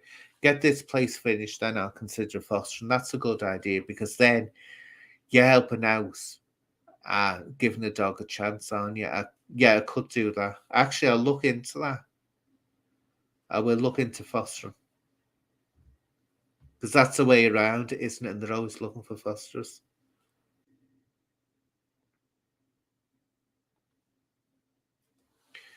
But say I've never. Oh, who's this? Someone's coming into the chat. It's me, Anne. Oh, wait, see, I forgot. Wait a minute. I forgot, didn't I? I knew I would.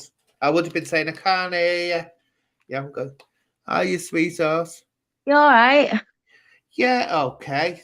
Oh, someone jumped on. I was just going to finish up now as well, so good. Oh, it might cut off. It's seriously windy out here. Yeah, it was before here. It's calmed Was down it? now. What was that? Was it really windy? Yeah, it's horrible here. Oh, when it was out there, I was panicking because I had the whole dig to put in this memorial for Bonzo. And next thing starts raining, thought, oh my God, I can't let the ground get wet or it's going to, waterlog it. So I had this big sheeting to put over. Thankfully, it just was a downpour, then went. And so it was all right. So I went out there and did just as quick as I can, but it was still a laborious task to do. Why? When did the dog pass then? Oh, that was September. It's all right. I was gonna say, right. September 29th, but I wanted a memorial, I was saying, Yeah. for him. But I was going to get this marble memorial and thought, wait a minute, if I leave this house or I die, the next person's not going to be wanting that in the garden. They'll want to remove it. So I thought, what I'll do. So my plan was to get it and bury it under the ground so that if they ever dug down and hit it, they'd know not to go any further. But I thought, why do that? All that expense, which would have been nearly £1,000, and it's going to be buried. So what I did, I just made a book out of laminated pictures. Where you get laminating machines. I made a book out of that with pictures of him and details of who he was, and that if they went down further, Yeah. his remains would be there. So please, don't think I can't see them wanting to dig as far down as he is, but don't go any further. Please respect him, leave him there. If anyone ever digs that far down, which I doubt, and I put it in, got this special bag which it will never, rain can't get in and it can never go on fire or whatever. So, and a stone over it. So if anyone starts digging down and they go too far and hit the stone, once they remove the stone, which they'll have to, they'll find the packaging and the memorial book inside it. So they'll know what's there. And they can just say, well, leave it there. Because they'd have to be determined to get at him. I mean, I'd said I want him way, way down. I said, I'm not having anyone digging him up by mistake. So he's at peace now anyway. So I was doing that. But it started getting really windy. So how are you doing anyway, sweetheart? Yeah, I'm okay. I tried to go on Ronan's last night. Did you see that? But it was awful. That with Johnny. I mean, Ronan, he handled that well with I thought Ronan did handle it well because it was no good position. But you've got to understand, and this Johnny's not Johnny does have. That's why I won't take what Johnny says or does. Mm, Say I won't take great offence by it. I mean, he had a little go. He only short go at me, and I told him off. But I wouldn't like take it personally because I think he's got problems. He's got to get sorted.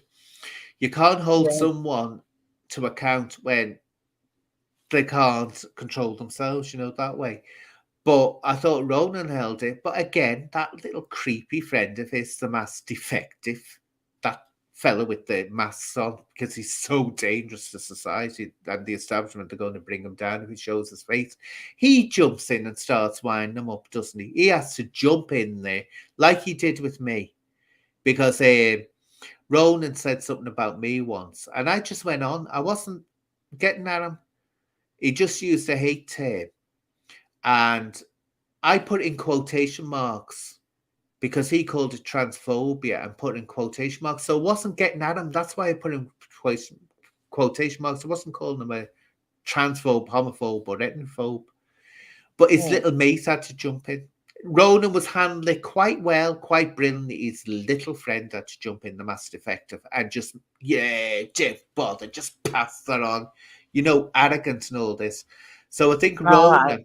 I think Ronan will wake up someday like Uncle Bobby has. Uncle Bobby had his Chris Hartley.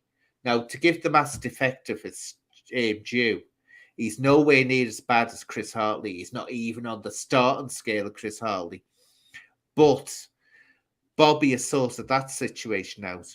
Ronan needs to watch that the mass defective doesn't start ruining things for him because again he was the one that got um, Johnny wound up.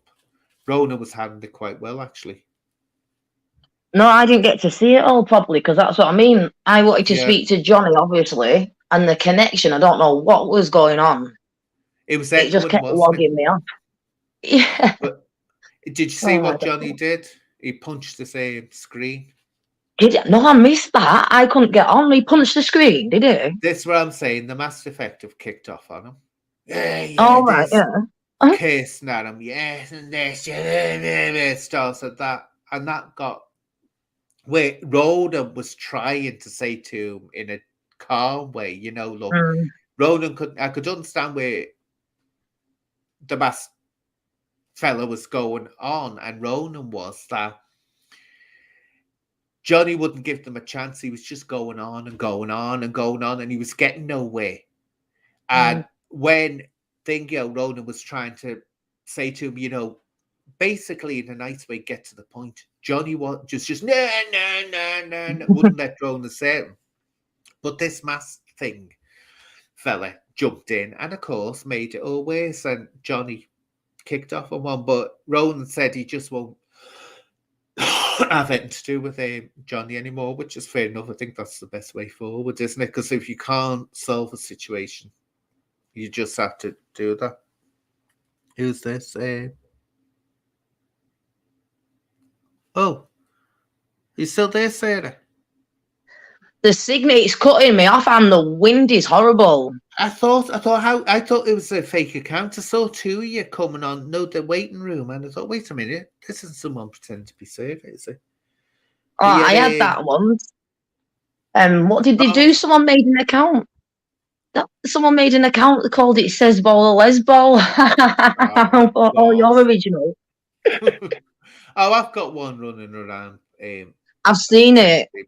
It's just pathetic, it is. But you know, I was saying before, so it's going all that's going to happen, it's going to cause problems for the person who's got them on his channel and he's doing nothing to knows damn well it's not me and knows damn well it can come out with hate speech at times and you know, offensive things.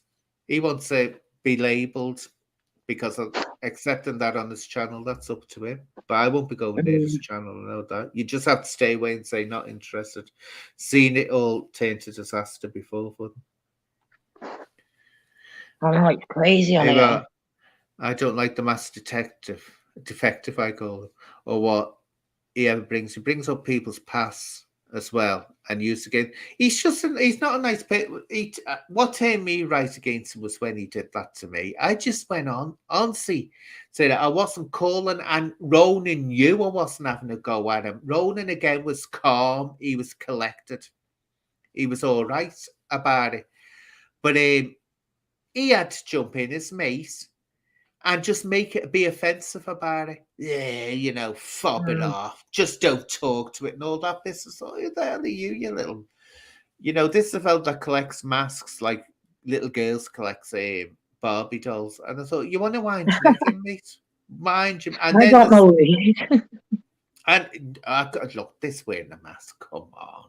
I'm so dangerous that the social taken down. And when you go on his thing, on his YouTube channel, he's just uploading other people's stuff. There's nothing Oh, original right. there or dangerous there. So it's like, that's my little rant. And then there's the other one that he's got as a friend, hasn't it? Paul Ellis, who is going round saying to people not to have anything to do with me, not to have discussions with me. I never even knew Paul Ellis existed until he came on here. I saw him saying it. I thought, who's this talking about me? I wouldn't talk to her, and I don't think she's any good at a debate and all this business. Then I did something about Ronan, and he suddenly jumped in on that, leaving remarks. Terrible. I thought terrible journalism. I thought he's not thinking that I'm a journalist, and he's not thinking especially he's a journalist, is he? They think because they're doing things on YouTube that they're journalists. So I thought, who are you? So I told him, I gave him a quick explanation. I said, look, I forget what I said, but I said something, and then he came back to me, show me proof of that. And so I told him directly, I said, I said, no, I won't. I could show you proof, but I'm not going to show proof because I don't care what you think.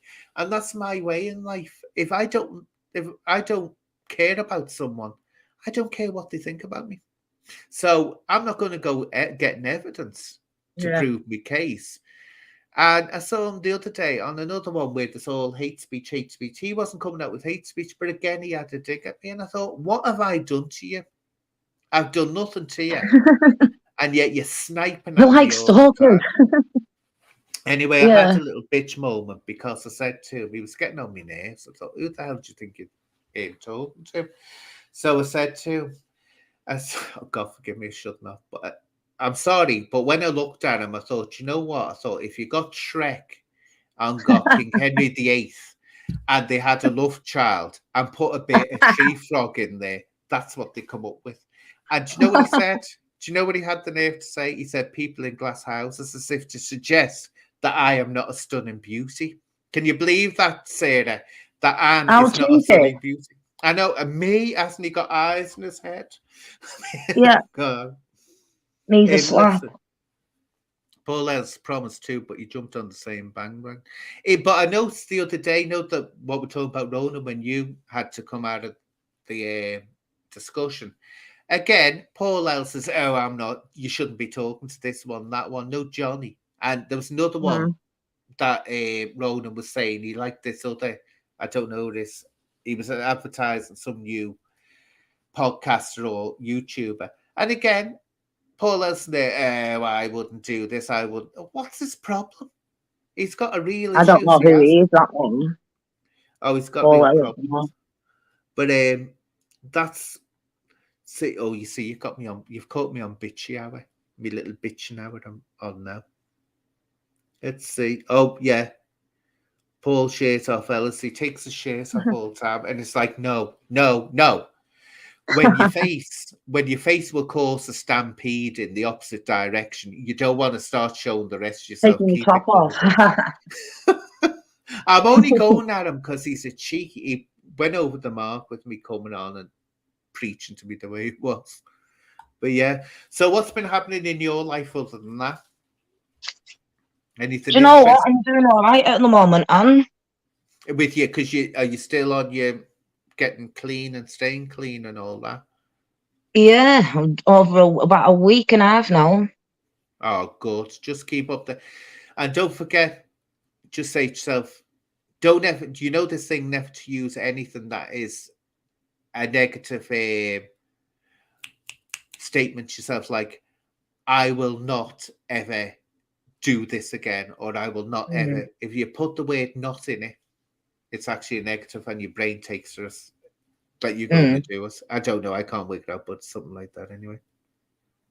But Yeah, you just got to focus your mind and try not. I don't know. It is hard though. Boredom. A lot of it's boredom. yeah, But I think that's and it. habit It's and routine. I couldn't imagine trying to give up anything, smoking or anything when this lockdown was off. No Yeah. chance. No chance. No. That's where I'm lucky. I don't drink. I gave up smoking a few years back. Never used drugs. So I'm very, very lucky there. Very lucky. But I know if I did start popping, or taking drugs, I know I would have been one. That's why I have a lot of sympathy with people that are on them. A lot of sympathy. Because I know I would have got hooked on them. You should have seen, I think I said this last time, the hell I had just getting off cigarettes. It was ridiculous. It was ridiculous. So if I was doing that, And trying to that's get just off on cigarettes, cigarettes, yeah. yeah, it would have been. Oh, here we are. Says you've got a fan. Oh, hi, Natalie. Yeah, she's nice, Natalie. But yeah, that's it. So I admire anyone that gets off them. Definitely have to, because I know. I worked with the probation service, so I know what it's like. Yeah, I've seen them. I know say, once someone gets off it, brilliant, it's absolutely staying, brilliant. yeah. Yeah, absolutely great. But yet, so as long as it's all going. Oh, here we are. Someone just, I think. Let's see, what's this? What's this one? Donna, I think he's been hanging about Brian Harvey and was bringing up Bill Maloney, old news. Oh, Bill Maloney. That was it. Someone asked why doesn't Sean Atwood um, interview Bill Maloney? I think he All wants right. to, but Bill Maloney, for some reason, he's been ill, isn't he? He's been very ill. I mean, I'm not a fan of Bill Maloney, I can assure you. I think there's too many question marks on him. I think this thing that Brian's coming out with is a load of nonsense. I've always said that. Oh, I said Brian's just on another level. well, Brian, and this is my personal view from the said for ages, and he came close to one point of clarifying what I was saying in one of his rants, Brian. He went to Bill Malone, because at the time Bill Maloney had Pie and Mash films and was a big noise. Brian suddenly, Bill Maloney didn't approach Brian. Brian approached Bill Maloney and wanted to help him out for the poor children and all this business. Anyway, it had nothing to do with the fact he was trying to get money off this alleged hacking thing, whatever it was. But then what happens is, I said, you know what's happened to you why he's turned on Bill Maloney? I said, because I bet you he went in there thinking Bill Maloney will make a film about me and me hacking. Bill Maloney will make a film about me. Well, Bill Maloney, I said, must have said no chance. Well, a while ago, Brian was on doing one of his rants, and he said, yeah, and I kept on saying to Bill Maloney, when are you going to do a film about me? And he wouldn't. Oh my God. See? Funnily Confirmed. enough, Brian Harvey, for some reason, his group, or what was his group called? His pop group. That weirdo that knocked himself over. Was that what they were Oh, called? he's Hey, wait a minute. 17 years old. His No, group came up on something yesterday. His music video, his old music video. I was laughing my head off at it. He's got little pit bulls and that in it, and he's holding him in the air with his top off and everything when he's about 20. Oh yeah, but I'll have to. I'll have to do a video sometime clarifying what happened over that. The police getting involved, right? Because no one knows. No one knows what happened there, and it's been all blown out of proportion.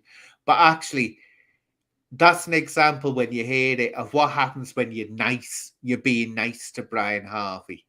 It led to me having to report him to the police over something really bad he did, but I'll actually go into that at some point Well, that's and crazy. You were explain being nice that to him. I was being nice to him.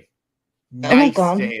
And that's what happened, because I wouldn't get involved in all this. I wouldn't talk to him and all this. And now apparently he's going to be, Sean has said to him, here we go, this is what I'll talk about now.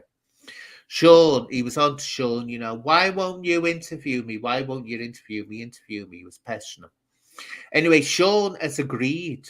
Sean agreed ages ago, months and months ago, to interview Brian Harvey. I said, anytime, come into the studio, whatever. The Yeah. minute Brian Harvey got the go ahead, what does he start doing? Oh, no, I want you to come down to my house. Come down here and interview me.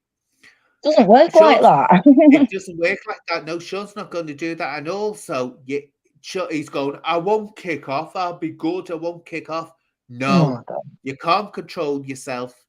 Sean Mm, could be in the room, then Brian kicks off. And also, there's the defamation worry as well that Sean's got. He nearly got caught over this, got stung over this interview he did with Sonia Poulton. So he's going to be wary of that. If Brian starts blating out names and making allegations.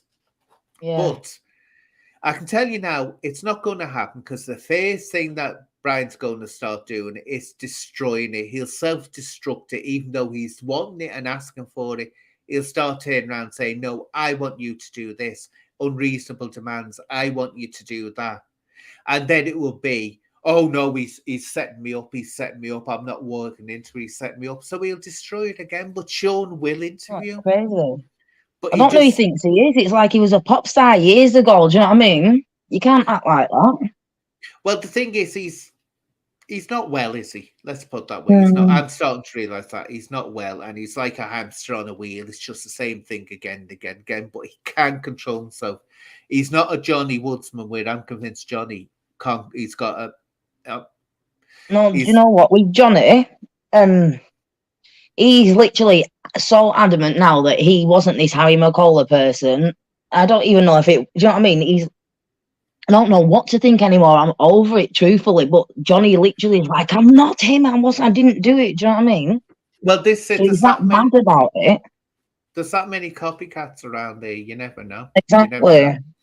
But I know he had put something very offensive. It only was a couple of times, but put something offensive on a post I did about April Ashley, the passing away, a very famous, iconic Mm. Liverpool trans woman, and I pulled him for that. Then suddenly, this other account, I can't remember what it's called, came up through, and I thought that sounds very like him, but I just Mm. ignored it, and it only lasted a couple of days. Then it went, so I thought no harm done, just leave it at that. Mrs. O was saying that Brian Harvey didn't do the Alex Belfield. Alex Belfield wouldn't interview him. No, what All happened? right. Did you see that? You know, I haven't watched anything with Brian for ages. Well, what happened was he filmed himself.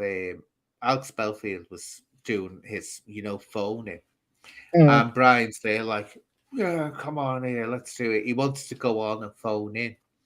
Anyway, Alex Belfield is his phone lines are like buzzing, so hardly anyone gets through that wants to get through.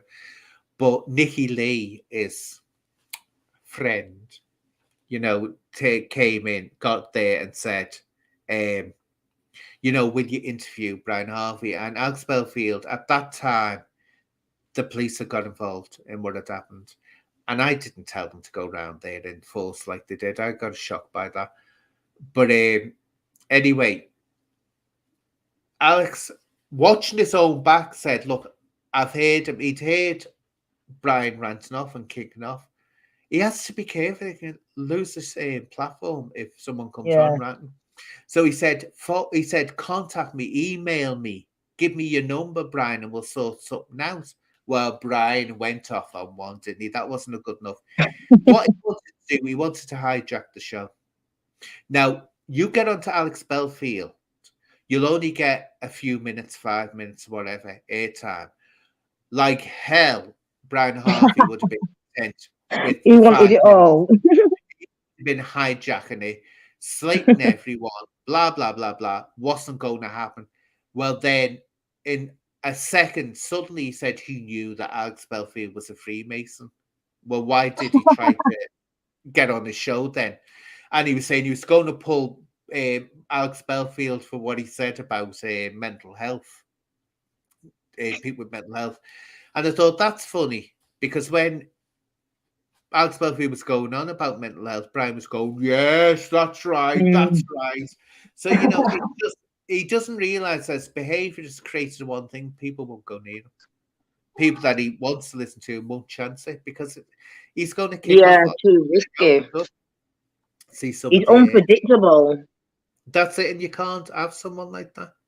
See what he did. This is what I'll quickly say. What happened? Mm. I say, Nikki Lee. You know, I'm not. I'm not at a porn.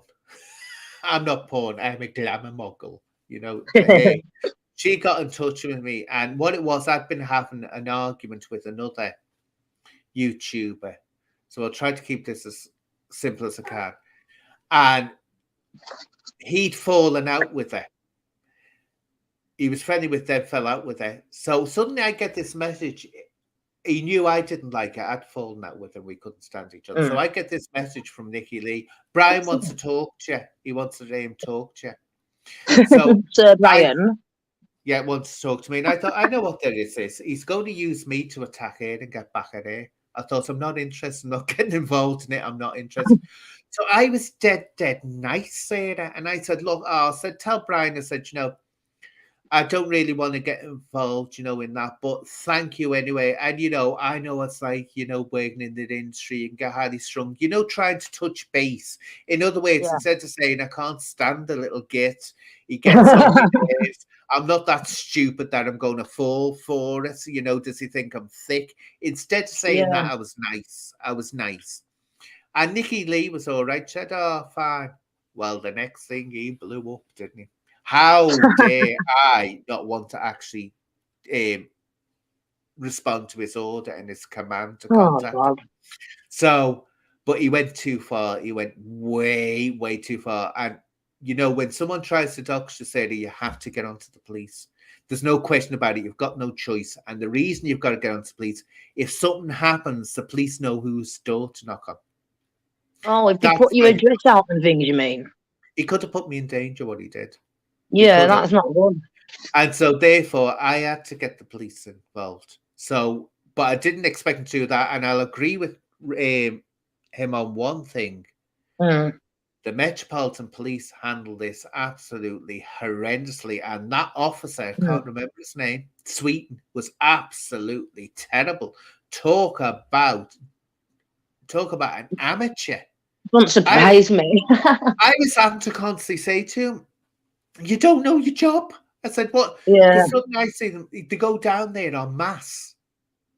He's got loads of people. I said, what was the point in that? What was the point of turning up like that? I said, it's 5 foot nothing fella. I said, what are you're having a laugh? So that happened. But, oh God, if you knew the way, the absolutely pantomime and circus that was going on in the Met over this, it was a total circus. And I kept on saying to him, no, you've got a clue. I said, you're totally incompetent. They made things much, much, much, much, much, much worse. And it went on much longer than it should have. So it was like, they messed it up, something horrendous. They totally messed it up. So, but that's what, and didn't tell me they were calling down. I get the phone call later. Oh, we've just had a word with Mr. Harvey. I said, thanks. I said, you haven't even asked me about my statement. I said, I've given you, I said, didn't you have anything to be clarified there? Oh, no. I've never heard that before, that when you give a statement in online, which I gave, because I know how to do a witness statement, having worked with the police. So they didn't have to call out and take it off me. I just sent it through the email system that they have and said, here we are, it's all done. This is what happened, blah, blah, blah. So they took that. But there'll always be something that needs clarifying in a statement, and never phone me. And so that's why I was shocked when they called out. I said, what? Then I looked on the television and there was all hell breaking loose. And I thought, you're kidding me. I thought, you're kidding me. I thought they've done that, called down in that. So let's put this way, the mess, I'm not surprised, but they are absolutely rubbish. They are. Let's see some of the... I don't like people putting addresses online. It's horrible. People are doing that nowadays. Not right. Well, it's actually a criminal offence to do They that. put Harlan's out. Donna will know about that. Do you know who Harlan is? Yeah, I've seen him on what was it? Trolls, Fighting Trolls, yeah. Yeah. Oh, it's all So crazy on the moment, the snake pit. yeah, I was going mad there. But always remember, people that listening, if ever someone doxes you, right, or tries to dox you, you got to report to the police, because then if something happens, they know who to go looking for. Always, and no matter, and even people that pass it on, just get them there. Oh, she's gone again. Internet's gone again.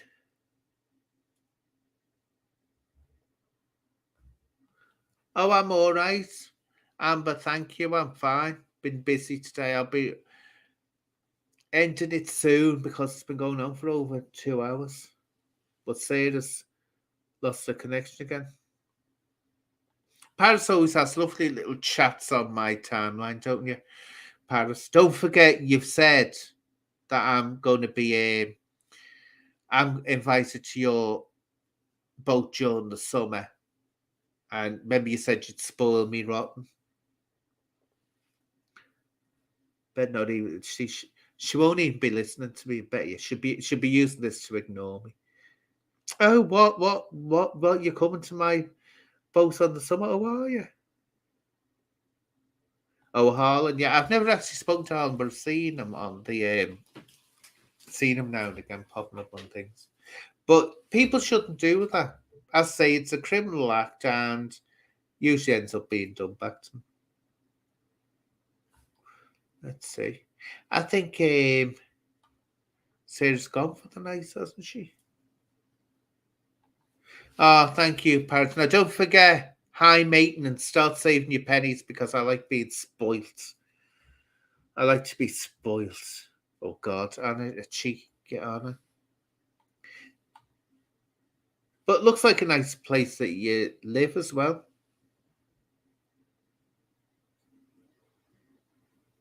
It's me, what's that? Oh, let's see. Just catch up before I wind up for the night. That's all. Let's see.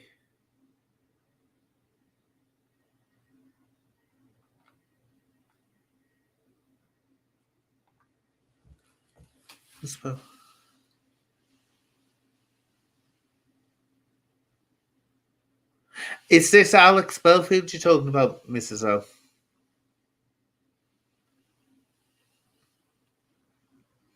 Because he's has he lost it? I thought he was only got a 2 week ban or something.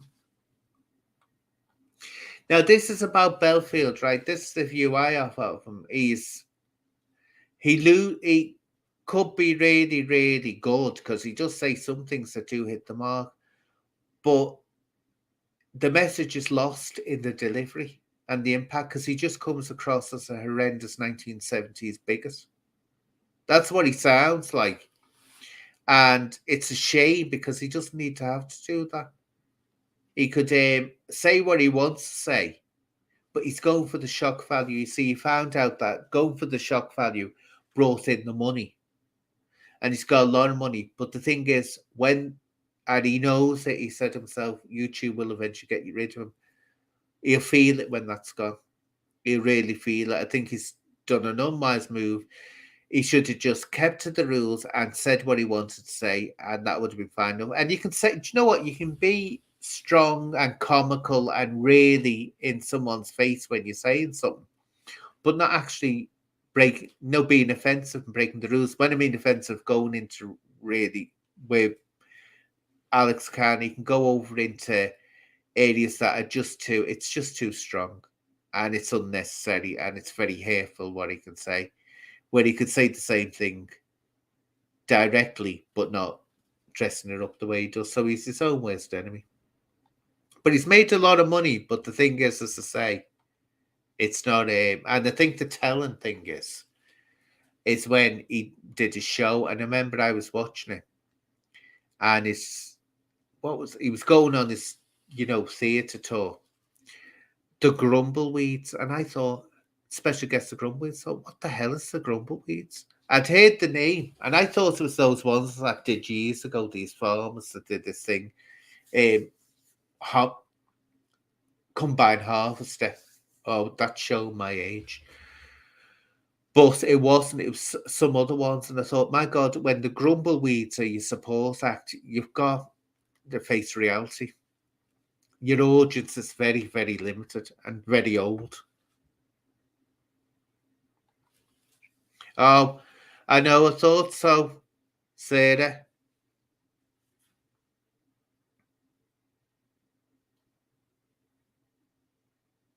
Look at this, Paris. She has lovely conversations. It makes me giggle. It does. It's like a whole little. I love watching these little conversations that are going on in me.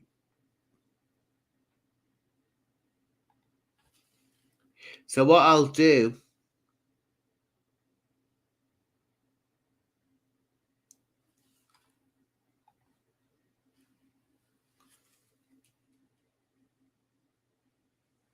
That's happens. So I think it's because of the weather. That's what happens.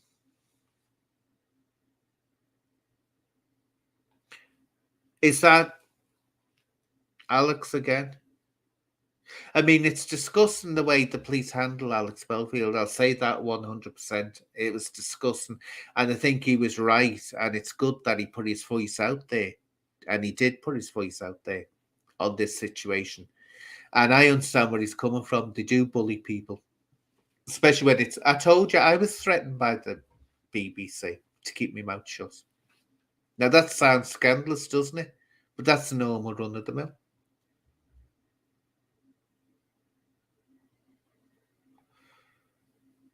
Oh no, you're okay.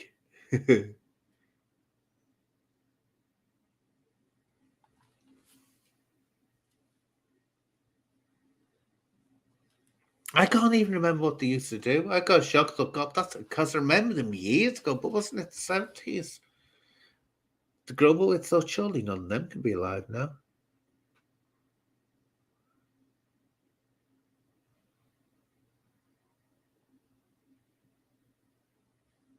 Do you know what? I've had them, Bobby, and I can't, for the life of me, I can't get used to them. I've had the Bluetooth ones. It must be this computer. It cuts off all the time on them. Horrendous nightmare, so I have to have them like this.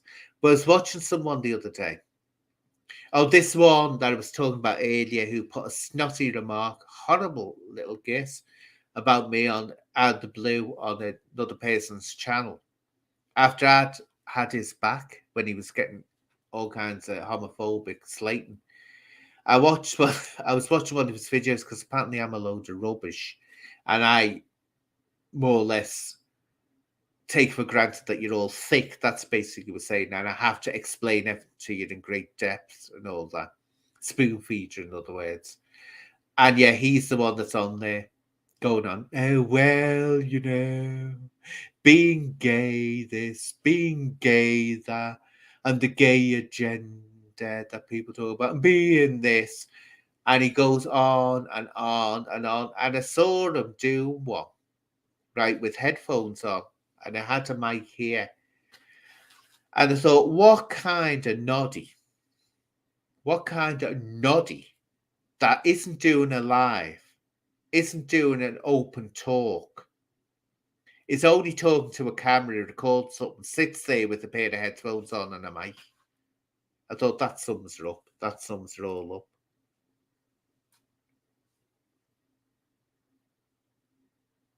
Buzz. Well, you have to be careful what Buzz said because Buzz doesn't like him, and I'm telling you now, I can't stand that Buzz fella. I can't stand him. And the way he kicked off when his address was doxed by the police, he said, well, do you know what? Don't go filming people live and streaming it, just kicking off and being rude and all that, and then maybe that won't happen. I mean, you can criticize the police by all means, but sometimes it's just pointless the way it go. But he stopped all that, he says now, hasn't he? But you have to be careful with him. He hates Alex Belfield because Alex Belfield put him in his place. And Alex Belfield was right. Alex Belfield told him, he said, you were bullying and intimidating a man that obviously had problems and in his face, which he was. So that's what happened. And he was filming which I pulled him over. He was filming in a police station. And he didn't care when he turned his camera around that there was a woman walked in and sat down. I said, say that she is now someone seen her, you don't know, walking into the police station has put two and two together and says that she's got an report at them. That's why they don't like you filming in the front area in the station, because remember the public's just walk in there. And these could be people giving out sensitive or reporting sensitive issues. But no, he's got the right to film. He's got, sell to everyone else. I just can't see the point of it. Pull them when there's a reason to pull them, but don't pull them saying, I don't know what the big crime is. You can't film out. The officer doesn't know that you can't film outside the station. Oh, I'm going to harass you and make a big scene out of it. Actually, you know what? Pull them for when they're covering up criminal activity by people who have influence over the chiefs of the force. Pull them over that. Pull them over bigotry. Pull them over violence. Pull them over that. But have sense. Don't just go on because they don't know that what the rule says. I mean, you haven't got time to remember all the rules. There's too many. So anyway, what I'm going to do, I'm going to say goodnight because I'm absolutely tired after today because I say it was a long day. I was up early, 4:30. I was up because it was on my mind, and I woke up and thought, "Oh, this is the day. I've got to get this sorted out." And it seems like, when a job doesn't seem complete in the course, and this happened over my mama when my mama passed away, because she died in Liverpool, and I insisted that her body was taken to her hometown in County Wicklow. Oh, everything happened. There was a bank holiday and all sorts came up in the way. And of course, because she was being flown out of the country, her body, she had to be specially embalmed, extra embalmed, and all this business and put in a bag and all this. Had to arrange with the airport to have a body over there, then had to arrange with everything in the other side, and it took ages. It seemed to take ages anyway. It was like a month it took of getting all sorts out and all the details and paperwork and everything. And all that time I was like, I can't sit down and get my thoughts together. It was like, but she wasn't buried. So eventually got her over there.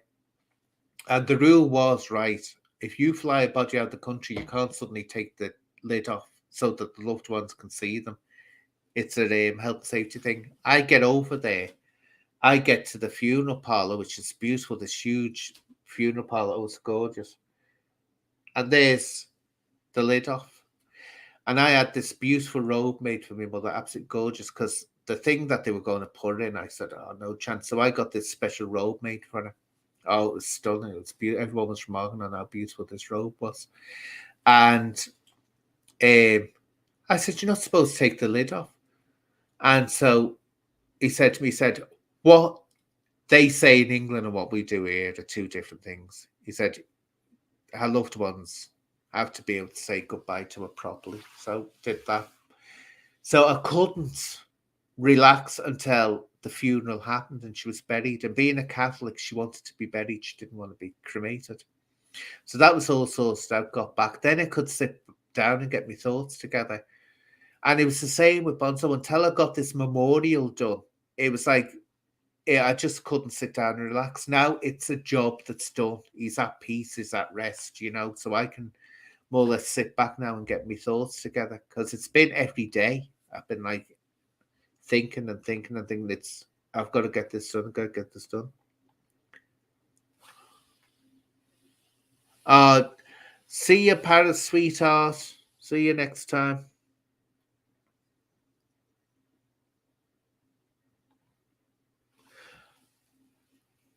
Oh, good night, Natalie. Lovely to have you there listening.